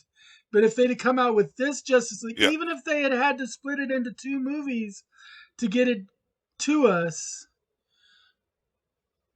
I think that if they'd have got us found a good cutting point, you'd have had so many people chomping at the bit to wait to see the second half that the sales at the box office for part 2 would have been record-breaking sales. And we've had a lot of records broken lately. So to break those records again that quickly, and a DC movie to do it over Marvel, is insane. But it would basically put DC. This movie could have put DC in the same weight class as Marvel in the great boxing ring of superhero movies. Yeah. You know, because right now we've got Marvel, who's Muhammad Ali is you know, the greatest fight, Bruce Lee. It's Chuck Norris, and then we've got DC, who's running around with freaking Pee Wee Herman. I mean, okay, the Justice League movie aside, the 2017 one, I overall like the DC movies. Like, I love Man of Steel. I love the ultimate cut of Batman v Superman. The theatrical cut was a little janky. The ultimate cut's better. The ultimate cut is better. And here it comes down to, a lot of it is Zack Snyder is a competent filmmaker who loves these characters, and he knows these characters well. And he wants knows to the paint lore them of with these characters. broad strokes. He's a master painter who wants to bring out every color that you can bring out of him. Yeah. And Warner Brothers doesn't get it, and they keep butchering his work. Well, Warner Brothers is doing the same thing that a lot of other businesses do, and they're trying for that quick buck and immediate gratification thing. It's like the restaurant that opens up is the new in thing, and if they don't do great in the first 2 months, they close down. You know, you got to work for it. You got to give it some time to actually build up some steam and some momentum, and you got to let your stars shine. Zack Snyder is a star. Let him work. You don't go in and you don't get Bobby Flay as the chef at your new restaurant and hand him a box of hamburger helper and say, "Here, serve that tonight." Yeah. And you know, I remember reading years ago after the Dark Knight trilogy that Warner Brothers was wanting to make, because of the popularity of the Dark Knight trilogy, they wanted to reboot Superman back in the day. They were wanting to reboot Superman, but make the Superman movie darker because the Batman movies did so well, right? And Superman Returns did not do well. They wanted to do a Christopher Nolan kind of Superman treatment. And did they want Christopher Nolan to do it? I don't remember they wanted Nolan to... At one point they approached him, but he said he wasn't interested. Yeah, that seems like what I remember too. And so they hired Zack Snyder, who has a penchant for darker tones in his films.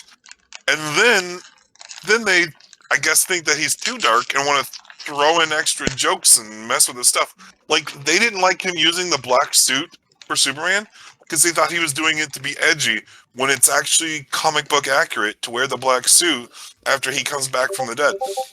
He comes back from the dead in a jet black suit with just a Superman S on it.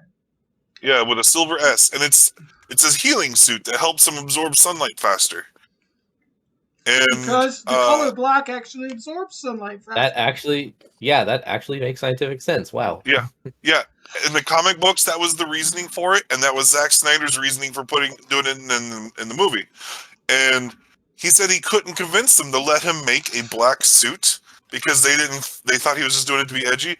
So he had to film those footages with the blue suit, but he deliberately lighted it in a way that'd be easy to edit it to make the suit look black on the post-production. Nice. To get around Warner Brothers trying to control it and force him to make it blue. And like, I saw him talking about that in an interview, and he's like, they don't get it. They think I just want to be edgy and dark. And it's like, no, this is the comic books. He's not Tim Burton. Yeah. Tim Burton wants to be black and edgy for the sake of black and edgy. Yeah. Zack Snyder wants to do it because of what he's crafting. Yeah. And yeah, it's kind of insane like that. Like, I don't know what the deal is. I've seen another person was complaining about how when you're underwater, the colors look a little washed out, and like you can barely tell that Mara's hair is red. Well, underwater, colors kind of get washed out. Yeah. And red is one of the first colors that It gets washes out diffused. in It the gets red. diffused, Yeah. Have you ever been to an aquarium? Hey, Like, Watch the divers feed the sharks or whatever. yeah. And so he had, and I don't know, it's just kind of crazy how people take that. And one of the things I'm the happiest about is in the theatrical cut, in the original cut, there were several scenes. There were several moments in a whole scene that was very cringy when I watched it. I still remember being in the theaters going, "Why is this happening? This is dumb." Like that beginning, Batman's introduction in the 2017 Justice League. Batman is like on a rooftop, terrifying a thug so that he can make him scared to make a parademon come to him so he can then capture the parademon and try to get information. And then he's talking to Alfred in front of this thug saying, "Alfred, blah, blah, blah, blah, blah." And I was like, that criminal just heard you say the name Alfred. Like, the whole scene was stupid. And the only point of that scene was to introduce the idea that parademons are attracted to fear. And they did that so that the end of the movie, they could have Steppenwolf be attacked by his own parademons by the fear, which was a dumb ending anyway. And I'm glad they didn't use that ending either. The ending they gave us was so much better. So, yeah, that was a very cringy, stupid scene in the theatrical cut. Another one was Aquaman. It was kind of funny, but felt very out of character, where Aquaman accidentally stepped on the lasso of truth and started hitting on Wonder Woman and started talking about how scared he is. And then he was kind of being an asshole to Cyborg for no reason. He was like, "How can we trust you?" But in this version, the right version, the lasso thing never happened. He didn't make weird, uncomfortable advances on Wonder Woman. And he was actually very sympathetic to Cyborg. He's like, "We're putting a lot of weight on this kid's shoulders. He just lost his father, and now he has to save the world, And I was like, that is a good Aquaman. He's concerned. And the mistrust is even understood more in the new one because they go into the fact that the mother box was part of what came into Cyborg's being was more explained. And so how do you trust that? It was actually explained. How do you trust that? That's the thing about this cut. It explained things. Things weren't left Cyborg all actually nebulous. was a character this time. And everybody was. You got more than 5 minutes of screen time for the Flash and Cyborg and Aquaman and stuff. Other than the big group scenes, in the original cut, you had 5 minutes for each of them outside of the group scenes. It felt like 5 minutes. Oh, seriously? In the theatrical cut, Cyborg was Cyborg was little more than a prop. And Flash wasn't much better. No, he was more of a side character that was there. He was just an amusing guy with a goofy smile, Yeah. But in actuality, when you come into the Snyder cut, you get these nice background area. You get him, mooning over Iris and playing with the puppies and trying to get the job and telling you how he's holding down 3 jobs while trying to do a criminal justice degree and talking to his dad in the prison and, seeing him move at his super hyper speeds and doing all these different things outside of the big group action scenes. And you think, oh, wow, he's a real unique individual character all on his own. Yeah. And then you do the same thing with Cyborg. You get to see him as a football hero. And then, oh, look, they get into the accident and his dad refuses to let him go. And he uses the mother box and rebuilds him with the help of the mother box. And he comes in and he gets disgusted with his own look. And you can actually feel why he's disgusted with himself and why he feels like he's never going to fit in and reclaim his football glory and his glory as a human being because he doesn't see himself as a human being anymore. And he goes out and then you see him down there and he makes the ATM give suddenly put money in that one poor person's account, and you see the kind of altruism that is possible in Victor. You know, in Victor, it becomes Victor, not just Cyborg. He's Victor Stone still, but during the original cut, he is an action figure. That's all he is. Yeah. And here he is a full fleshed out character. Even Arthur Curry, Aquaman. In the beginning, you got a handful of moments with Aquaman, and then nothing, except in the big group scenes. But now we've got an actual more detailed first encounter with Bruce, and we have him joining in, and you see how he interacts with some of the people that he comes in and helps on the tide, and he's fleshed out more. You didn't have to watch the Aquaman movie to get a feel that he's an actual character all his own. Yeah. And that's the thing that you want to be able to do in these ensemble cast movies, is still recognize each individual member of the ensemble cast, not just Bruce, not just Wonder Woman.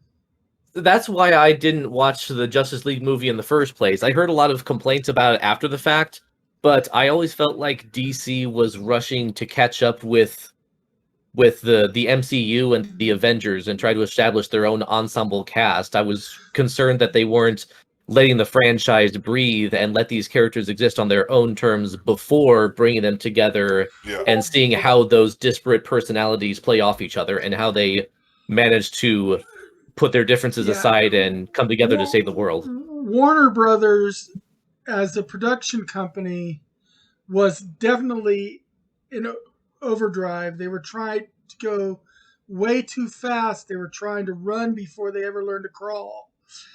And the fact is, they had championship sprinters in their stable of athletes. They had Zack Snyder.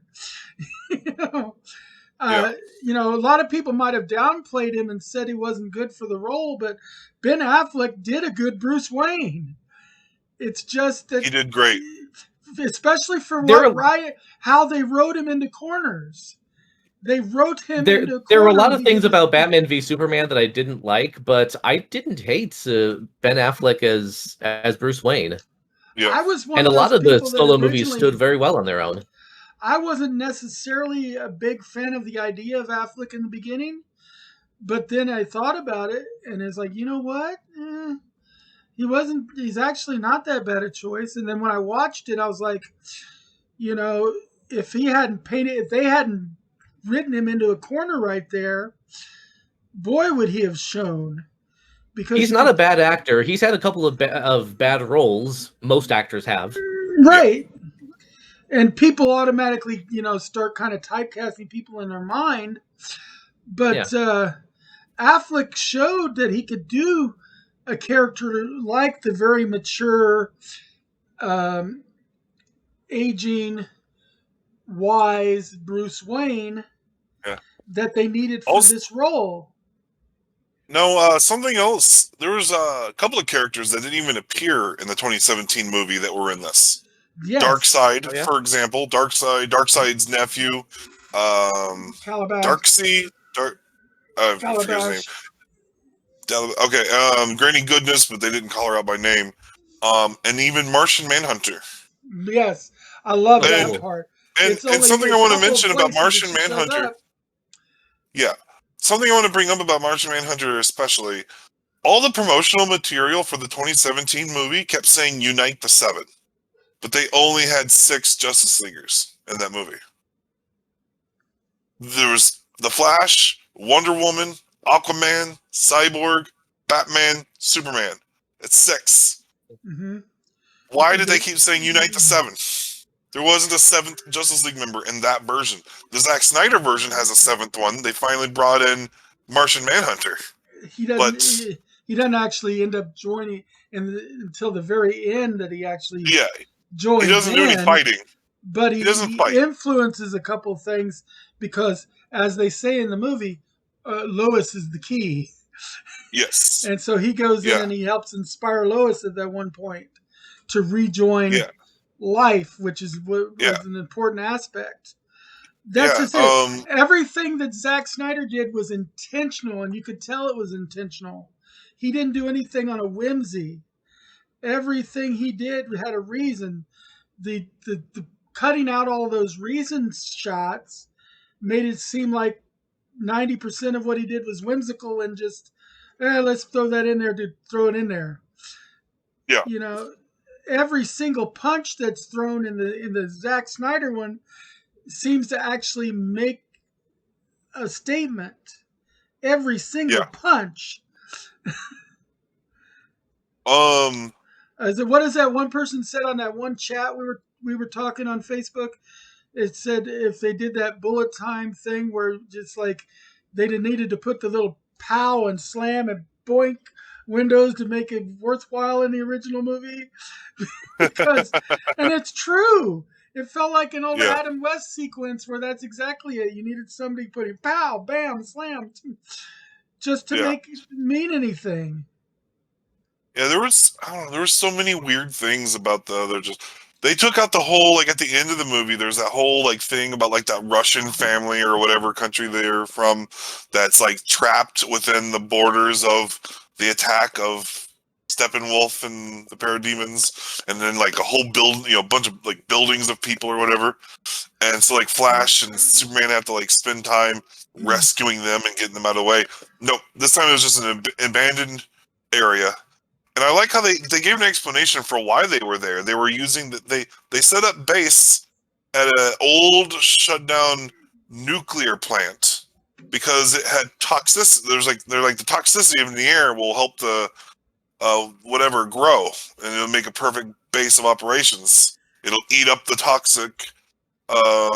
it'll eat up the toxins and make it grow in strength or whatever. So it gave it a reason for why they chose the place they went to.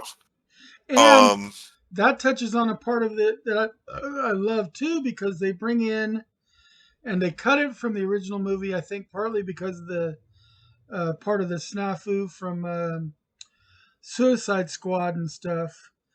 But they brought in the Jared Leto Joker. And oh, what a nice scene for that Jared Leto Joker.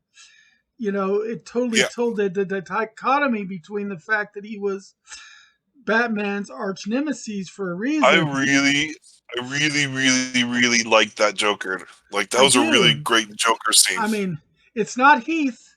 Heath is still going to be the quintessential Joker, in my opinion. Heath Ledger. But that version of the Jared Leto Joker totally redeems the character as it was originally written and then cut in the Suicide Squad movie. Yeah. Because in Suicide Squad, they cut almost all of Jared Leto's big scenes out of the movie. And that pissed Jared Leto off. Because he thought he did some of his best work on those scenes, and they cut him and all made it to the cutting room floor and stuff. And that's why he had said he wasn't going to come back and do any more of this crap. Contract or no contract. Yeah. But Snyder managed to get Vincent to come back and do that scene. Because that scene was filmed after. That was actually one of the few scenes filmed later. Snyder convinced him to come back and do it because Snyder's like, look, they're giving me carte blanche. They're not going to cut my scenes. You know, which that's the main thing Leto was pissed off about, is you don't put 80 hours worth of work into 5 minutes of screen time. You know, if you are planned to have 30 or 40 minutes of screen time and you get dropped to 5 minutes as a bare footnote, you don't feel like you're being respected as an actor at all. And that's what Leto felt like he was being disrespected as an actor, and some of his best stuff made it to the cutting room floor. And I agree. Because look at what he did in Zack Snyder. With just a few minutes on screen, he made the character come alive in your mind. Yeah. I think something I want to touch on is how they changed two different scenes for a specific reason about how the end of the movie went, right? And that's about the Flash. Mm-hmm. They in the theatrical cut, they have that part where they're reviving Superman, and the Flash has to run really fast and like touch the box with his lightning energy as it's same time it's touching the water to charge it up, right? And I thought even for these heroes, it seemed like a really hard ask to do it at the exact same moment, because it has to fall into the water at the same time he's running. In this version of it, the Flash was a little bit late. He was a little bit late to getting there, but he ran so fast that he rewound time by just a few seconds so that he then touched it at the right time. Yeah, because in this movie, they twice used the Flashpoint effect. Twice. Yeah, and then they reused that on a larger scale at the end of the movie, because the good guys lost at the end of the movie, or near the end of the movie. In the big battle scene, they lost, and they successfully completed the Unity. The bad guys, Steppenwolf successfully completed the Unity, and then it burst off to destroy the world. And then the Flash saw that happening, and he ran towards it so fast that he rewound time to the moment just before the Unity triggered off to jolt he actually the cyborg. He was acknowledging that he was breaking his one rule too, and doing that, which is good because it sets up the whole Flashpoint philosophy that is so key to the mythology of the Flash in the first place. Because really, he's like the Flash's power. Everybody thinks of his power as just speed, but he has the ability to tap into the speed force, and that gives him the ability to break so many barriers of speed and space-time that it's more than just running fast. Yeah. And I thought that was pretty incredible how I caught that when I was watching the movie, when I was watching the Snyder Cut, and I saw the time rewinding. I was like, oh, this is so much better just from here. I was like, I wonder if they're going to reuse this later, because it's like a small moment here, but I feel like this is something they're setting up for later. And it was the winning moment. That was how they won, was him reversing time by a matter, like what was ultimately just a few seconds backwards. But it was a very destructive few seconds, because like Superman and Cyborg and everyone got dematerialized by the Unity, and then you saw them being rematerialized in reverse in slow motion as the Flash caught up to him and then sparked that energy into Cyborg so he can separate the stuff. And it was more than just an explosion like they showed in the 2017 cut. It actually then showed Cyborg inside the mother boxes communicating with them internally, and then the three mother boxes were then represented by like these three white-haired witchy looking women that he had to like separate and deal with. It was just a whole much better conclusion to that. And then Steppenwolf himself, remember we talked earlier about how Steppenwolf was killed in the previous movie, the previous version, by having the parademons attracted to him because he's suddenly scared because Superman is there. That was the lame ending they had. Steppenwolf was scared of Superman, and that fear caused the parademons to kill Steppenwolf. That was how they killed him in the original movie. In this version of the movie, Superman's just like beating down on Steppenwolf, right? Like he gets in the way, he interferes with the axe, freezes it with his ice breath, shatters Steppenwolf's axe, and then it beats the shit out of him. Eye lasers his heat visions off his horn of his helmet, and then he like Wonder lifts him Woman up lobs his head off. Oh yeah. Aquaman comes up behind him and stabs him through his chest with the spear. With the Superman punches him into the boom tube where Darkseid is watching this unfold. And then as Steppenwolf is flying towards the boom tube, Wonder Woman like jumps off from the side with the sword and lobs off his head so that he flies through the boom tube and his head rolls on the floor to Darkseid's foot. And then Darkseid just kind of crushes the head. And I was like, that was incredible. Superman is a Chekhov's gun. We didn't sit through all this to not watch Superman punch somebody. Yeah. Well, the other thing that's important here is this shows people what Wonder Woman was too, because she is a Amazonian princess. She is not a timid, frail thing that lets the boys handle everything. When she Never decides to go was. into battle, right? And that's the thing is people often forget. They think of her as just a female kind of side character and stuff. No, she was groundbreaking of the character, and they did whole studies and stuff on Superwoman or Wonder Woman because of the fact that she was the ultimate representation of feminine power. She was the power feminine, the anima, and the fact that in brutal vengeance for her family, she would forget such timid things as we always let the bad guys survive. No, she's gonna lob his fucking head off. Yeah. Yeah, But, man- Wonder Woman's informed by the people who wrote her in the first place way back in the day. There's a documentary that I know our library system has a copy of because I checked it out one time called Professor Marston and the Wonder Women. Marston and the Wonder Woman. Yeah. Which is the creation of the Wonder Woman character in the first place. Yeah, and that genesis is fascinating. It is.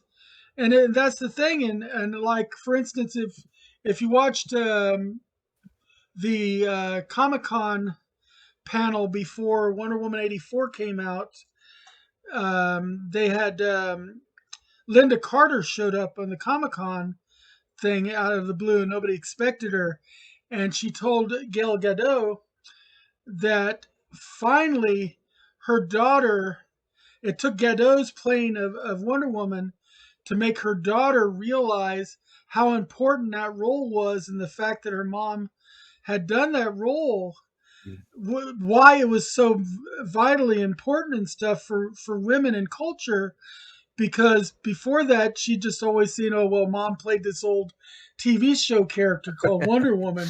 No, Wonder Woman is more than just this old TV show character.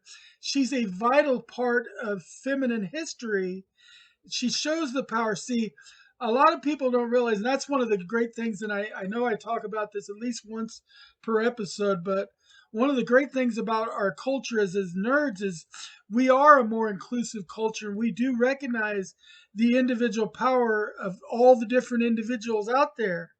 Everybody has their own power, their own personality, their own right to be, and their own force of being. And Wonder Woman was a personification of that.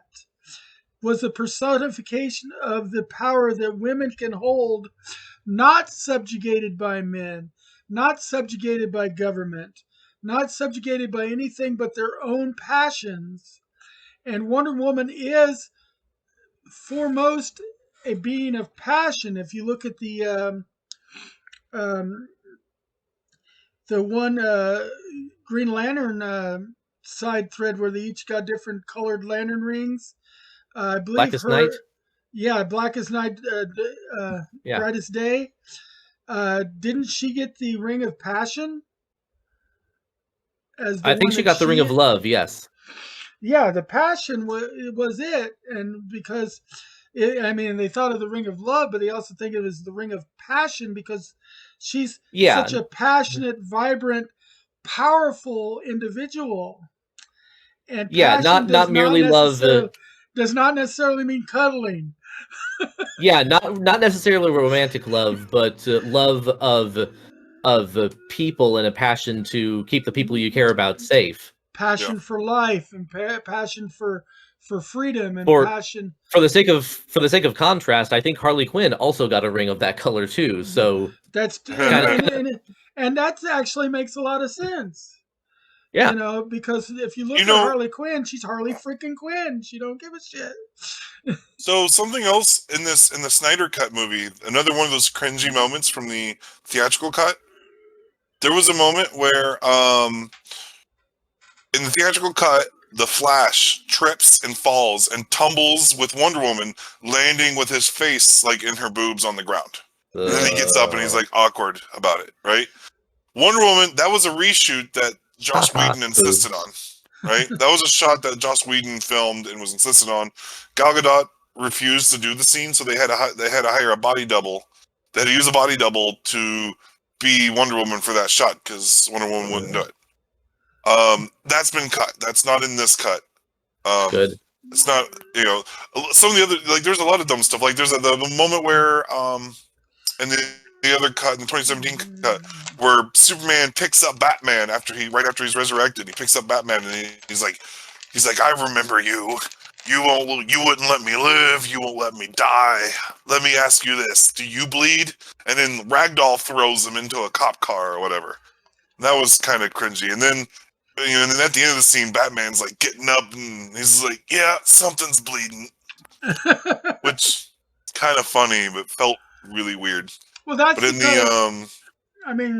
but in this one, that's completely different, Well, contrast the two creators. Zack Snyder is not darker for the sake of darker, like you said, but he's realistic for the sake of realism. He's not going to throw in an idle comedy scene just to break up the mood. He's going to do it if he puts it in there as a purpose. Josh Whedon is going to intersperse it with comedy because he likes that little sarcastic edge to his shows. So Josh Whedon is going to put in those little kind of slapsticky moments every once in a while to get a chuckle out of people on purpose. And they're both great creators. I'm not just going to say writer, producer, director, because they all both of them wear all three hats in different times. Yeah. But we like them for different things. You would not necessarily want Zack Snyder to have written Firefly, for instance, because it wouldn't have been Firefly without the comedic, sarcastic overtones. And you obviously don't want Josh Whedon to do all of this cut of Justice League, because then you end up with closer to the 2017 Justice League. Yeah, I think basically Warner Brothers is just like, Joss Whedon made those Avengers movies. Let's put him on a Justice League, even though his tone doesn't fit. And that's just it. What Snyder was doing. The Marvel Cinematic Universe and the DC Cinematic Universe are going to have very different feels. Yeah. And that's good. I love both. Yeah. Marvel, you deal with a lot of epic world-ending disasters and larger-than-life villains and cosmic powers and stuff, and that's Marvel. And you got the super patriots and stuff, but you don't have any absolute ultimate Boy Scouts running around. The closest is Captain America, and he's still a little bit more flawed than Superman, Yeah. And then DC, you have dark tones. You got sepia, and you got black, and you got dark blues and purples, and you've got urban gothic settings like Gotham City and stuff. And you do have the bright lights of Metropolis, but you have the dark underbelly of Metropolis, and everything's got a dark undertone to it. It's always there. And villains in DC end up going to asylums. And villains in Marvel end up going to cosmic and breaking out a week later. Yeah, in Marvel they go to the Raft, or they go to something like that. In DC they go to the Phantom Zone, and they go to the Asylum. And those are where your villains go, because your villains are a very different breed in the two different series. You almost have to completely annihilate a villain in Marvel if you beat him, or he will be back. You have to destroy him. Now, I want to say that something else about this Justice League movie is it definitely leaves the door open for another sequel, for another Justice League movie to follow it. Because at the end, they didn't fight Darkseid. they found Darkseid. We did see some footage of a flashback. There was a flashback scene showing Darkseid fighting against the ancient civilizations, fighting against Zeus and Ares and stuff. Like, Ares got in a good chop on Darkseid's shoulder with a big-ass battle axe that he got from And you even see a Green Zeus.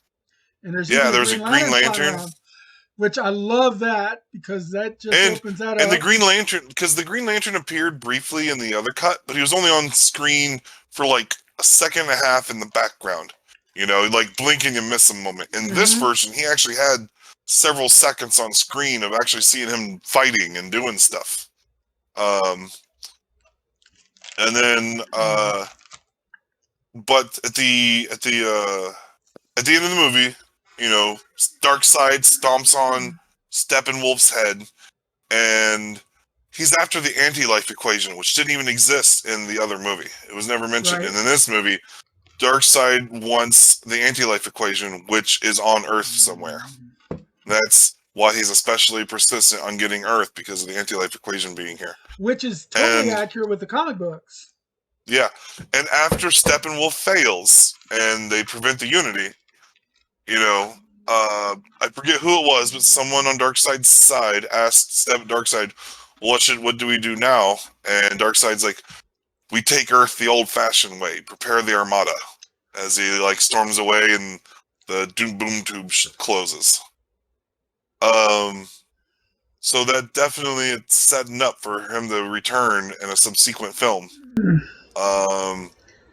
And the way things are looking, and there's a lot of little details there, but like there's like flashbacks and future flashes that Cyborg gets and Batman gets of visions of the future, and the Joker even talks about alternate timelines. And they're setting. That's what.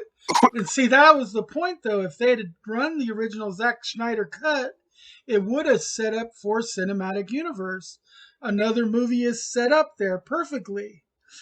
Yeah. The trouble is, right now, unless we get, I mean, hopefully enough people are going to write in and make their voices known and say, look, this is the movie we should have got in the first place. This is the movie we want to consider. The other one does not exist in my mind.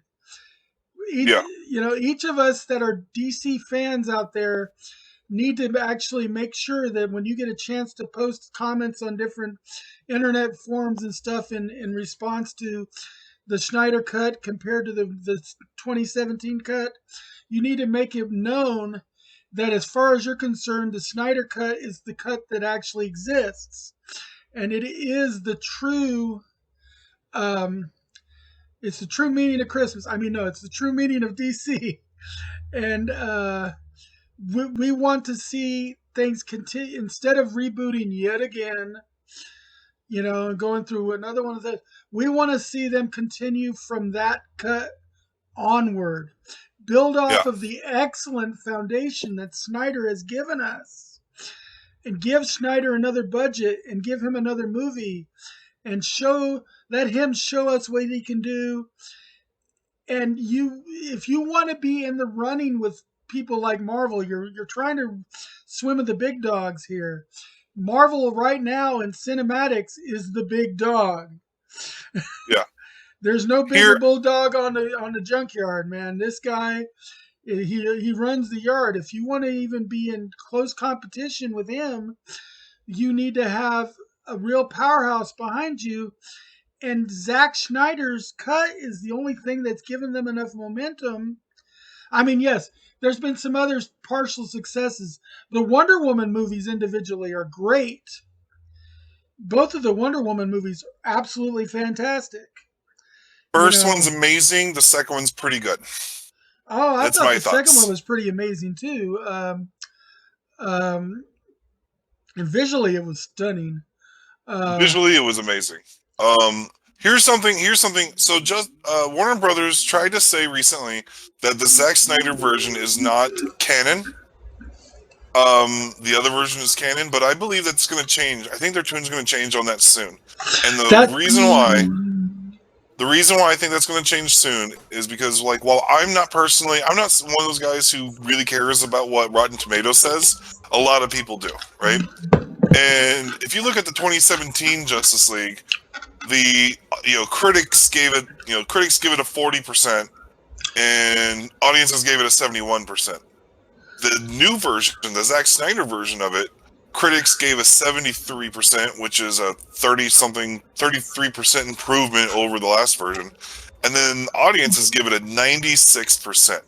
With over 25,000 ratings. Yeah, 96% on Rotten Tomatoes is something you don't hear a lot of that very often. And that's something. Anytime you break the 90th percentile on Rotten Tomato, usually means you're doing pretty damn good. I can't picture Warner Brothers looking at that 96% and saying, "Nah, we're not going to do anything with this," when it's perfectly set up for basically subsequent films. It's like giving them a blank check and them not wanting to cash it. No. That's Cash's check. Yeah. You've got too much. You've set them up. Now knock them down. Executives are sitting back going, I can imagine some Warner Bros. Exec going, "I don't get it, but that's just money laying on the table. I don't know why they like this version of the movie." Because obviously Warner Brothers executives don't get superhero movies. And that's the your trouble. job isn't to get it. Your job is to sit in a boardroom, say harumph, smoke cigars, and then punch the clock.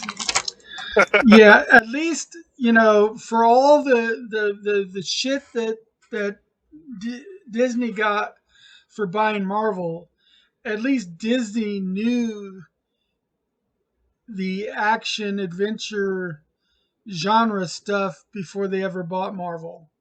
They had already bought, they bought Star Wars. They bought, And I think the execs at Disney basically just gave Kevin Feige the keys to do whatever he wants to do with it, and they're like, Marvel, you're the king of Marvel.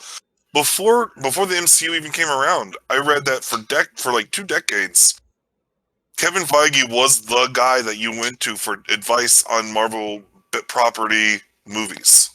If you worked on any movie based on Marvel characters, Kevin Feige was supposedly the guy you went to for advice on how things would work and how he would do things. They wouldn't always take all of his words, all of his advice, but he was the guy all the way back to like the 2000 X-Men with Bryan Singer. They would contact Kevin Feige and get his advice on what they should do with this movie. And then when Marvel acquired it, they basically handed him the keys to the kingdom and said, "Look, you are in charge of our cinematic universe now." And Feige's now he's in charge of everything Marvel. He's in charge of the comic books. He's in charge of the video games. He's in charge of the TV shows. They made him Chief Creative Officer. I think they created a new title for him because he did so well with the film franchise.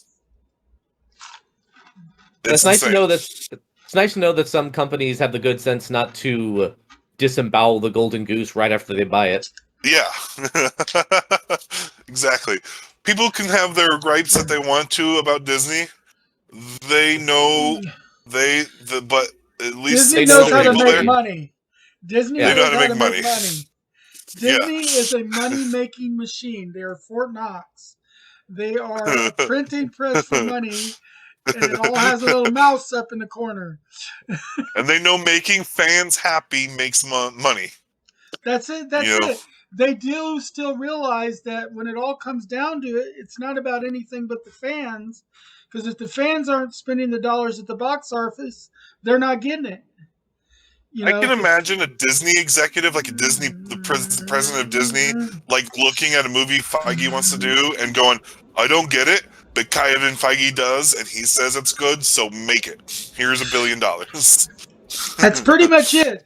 If Feige asked him for, is like, "Oh, how soon do you need it?" So I just make this out to cash.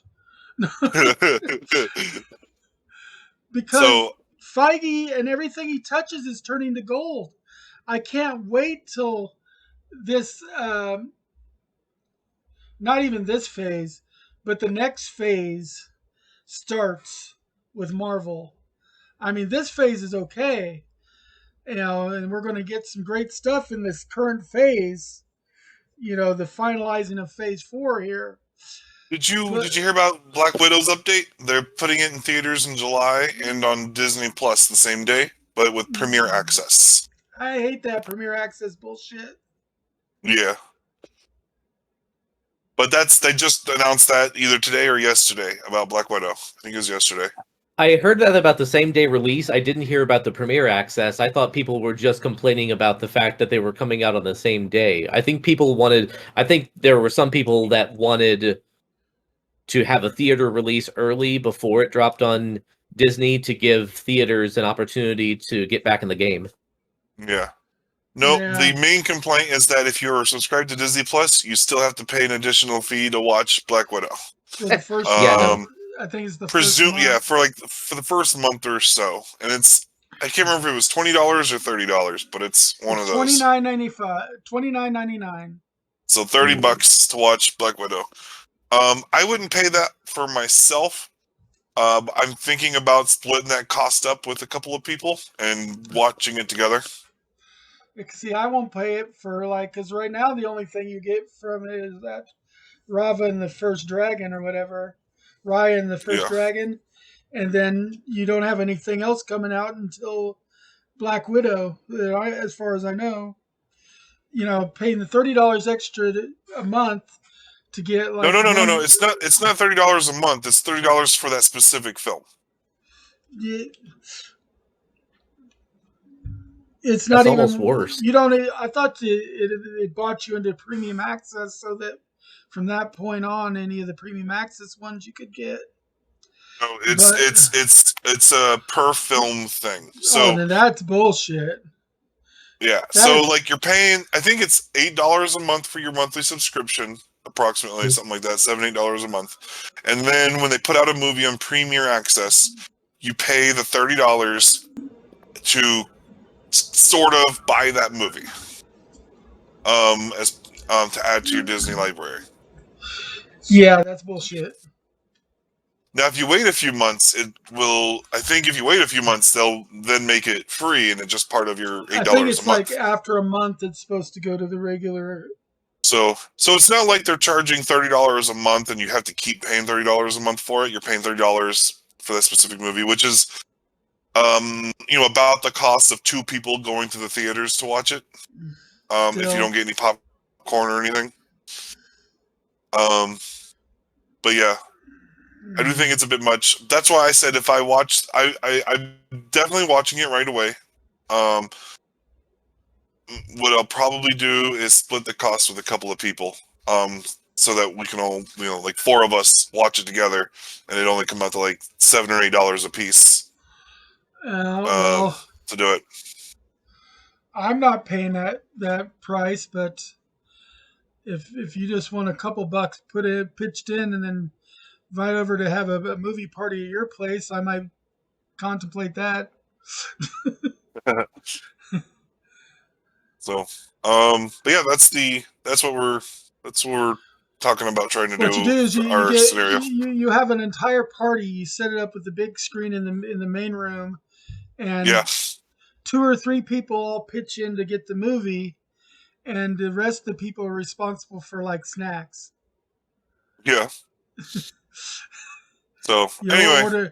few pizzas and some soda. I'm excited that we're finally getting the movie because it's over a year late because of the pandemic.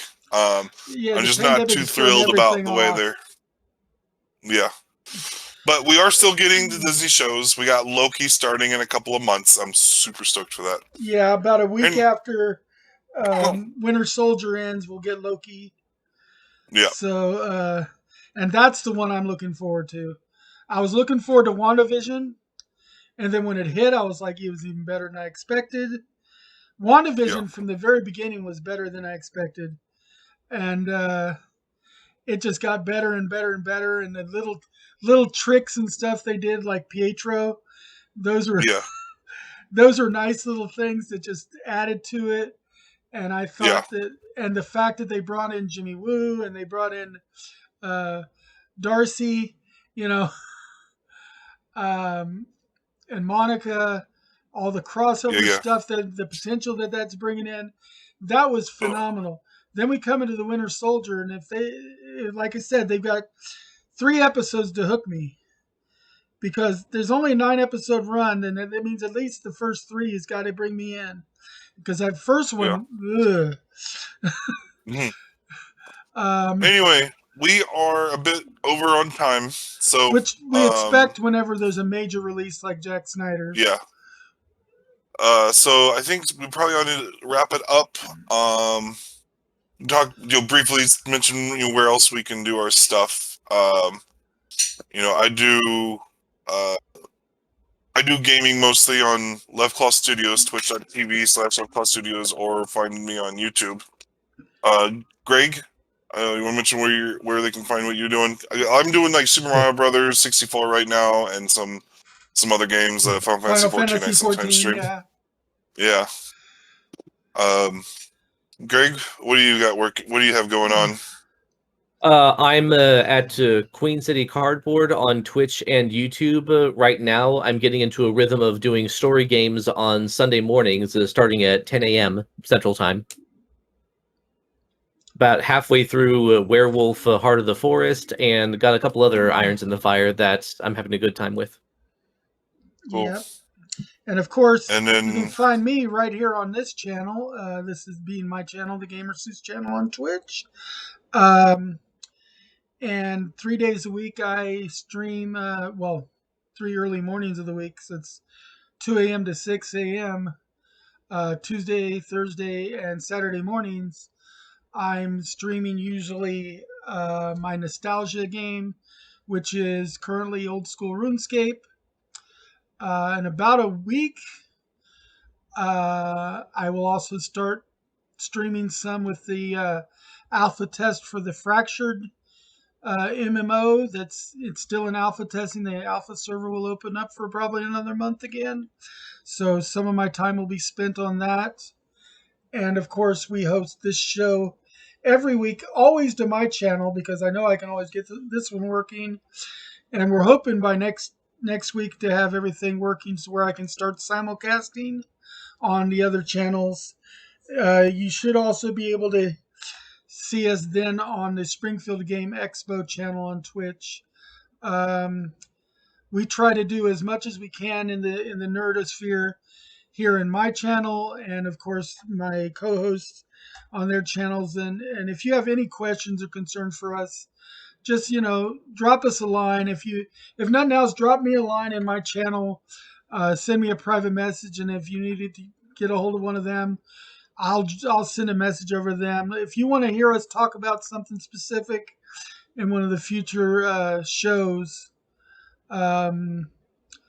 that's what we're here for. We're here for our audience, especially if you have a topic that involves, like this week's education part with the Dante's Inferno conversion. If you got something that directly links to the nerd culture and education at the same time, definitely drop us a line, because just because we hear about a lot of what's going on, that doesn't mean we're not constantly being fed by other people telling us other things to check out.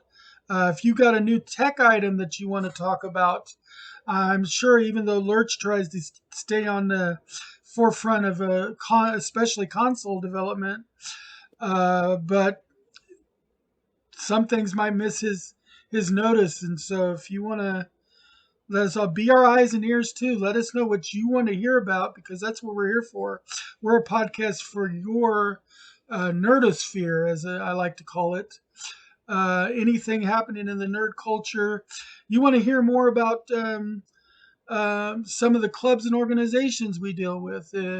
If you want to see us do a themed show once in a while, I know that in the future episodes we're going to branch out and do some more stuff. I'm going to start doing some of my what they call the RPG College as part of my segment of this show, where I'll do just a couple of brief hints on helping world building for role playing games. And I know Greg will jump in on that kind of stuff, because Greg's a big role player too. So and his input will be welcome, because I do what's called at the actual live event of game, I do what's called the GM's roundtable, where everybody's equal, nobody's above anybody else. It's a roundtable where everybody gets to bring in, new and old, You're just giving advice and asking questions and stuff to help make everybody better in the game. So if you want to do that kind of things, let us know what you'd like to see our show evolve into. What kind of stuff that you'd like to see in the future, and drop us a line. But yeah, as Lurch said, we're running about 40 minutes over in time, which is good because it means we had a good time here today. Oh, yeah, we got pretty passionate about the Zack Snyder stuff. I know I did. Yeah. Superman's my favorite fictional character, so I get a little passionate about him doing. If he's done well, I get passionate about it being done well. If he's done poorly, I get passionate about it being done poorly. And after the tragedy of 2017 Justice League, I was really amped up about this one. Okay. And then of course, the best thing about this week is we had no inclement weather, no technical difficulties. The worst we've had is you guys' screen blanked out every time I go to change the middle board. That's not. We can live with that. Oh, that's that's barely doable. a glitch in the Matrix. Yeah, it's barely a glitch in the Matrix. So if we can run all our shows going forward at least this quality or better, I will be one happy camper. Yeah, me too. Because we've had, but I've got the new setup on the new computer. We're going much faster. There's less delay going from us talking to you hearing it. I'm not getting any. I have yet to get a single notice saying my CPU is running overboard, or that I'm doing any frame rate dropping or anything. Which is, as Lurch is doing his little victory dance over there, is exactly right. It's nice to see all these cameras working, all these screens working without us having any real technical difficulties. Can you hear me now? Yep, we can hear you now. All right, Verizon that was 2 weeks ago. It's Verizon Lurch. Yes, 2 weeks ago. 2 weeks ago, you could hear me fine because I'm the main broadcaster, but I rebroadcast them through. They're coming at us through Discord. We were talking to you through a tin can from a cavern. That's what we were doing. That's why it sounded that way. Deep cavern, and you cut the string between the two tin cans. But anyway, it was only underwater. But it's nice to see that everything's working out. We had a couple of people come into the chat, and as I've said before, I will do my best to transfer this over to YouTube within the next week. Now, I found that with the size of the show, it's actually it hasn't been wanting to process if I try to send it all over in one lump show. So again, I'll have it break into smaller episodes. Yeah. It's kind of odd. It's YouTube. They're acting weird. But that's okay. I'm just going to set it to do. And it says 15-minute chunks, but it actually ends up being like 23 to 28-minute chunks that come over, and then you just got to watch them in order. And the thing is, once you start running one, it'll flow automatically into the following ones anyway. So what I do on Left Claw Studios is I simulcast stream to both, with Twitch being my primary focus for the streaming part. But it's also being automatically live streamed into YouTube so that it'll be there as like an archive for people to come back and watch later without doing extra work after. I don't live stream to YouTube because, among other things, depending on what I'm doing, like when we do this, we're already going to be live streaming eventually on 4 different Twitch channels at the same time. I don't want to do 4 channels plus YouTube. Yeah. That's a lot. All right. The other thing is when I do my other kind of streaming, I always have to watch it because there's different rules between Twitch and YouTube as far as what kind of things you can legally rebroadcast with the DMCA. Yeah. You know, like for instance, I need to bug out. I've got work in the morning. No problem, Greg. We'll talk to you next time. Yeah. Had a great time. no interference. But yeah, see you guys next week. Let's see you Yep. next week. And We'll we'll go go ahead ahead and, and I think, bid wrap it up our here. viewers there. We'll let our viewers walk Greg out the door, and we'll see you next time. Remember, may all your rolls be 20. May all your fumbles be epic, and may your popcorn be salty, buttery, and delicious. All right. Bye-bye. Bye, everybody.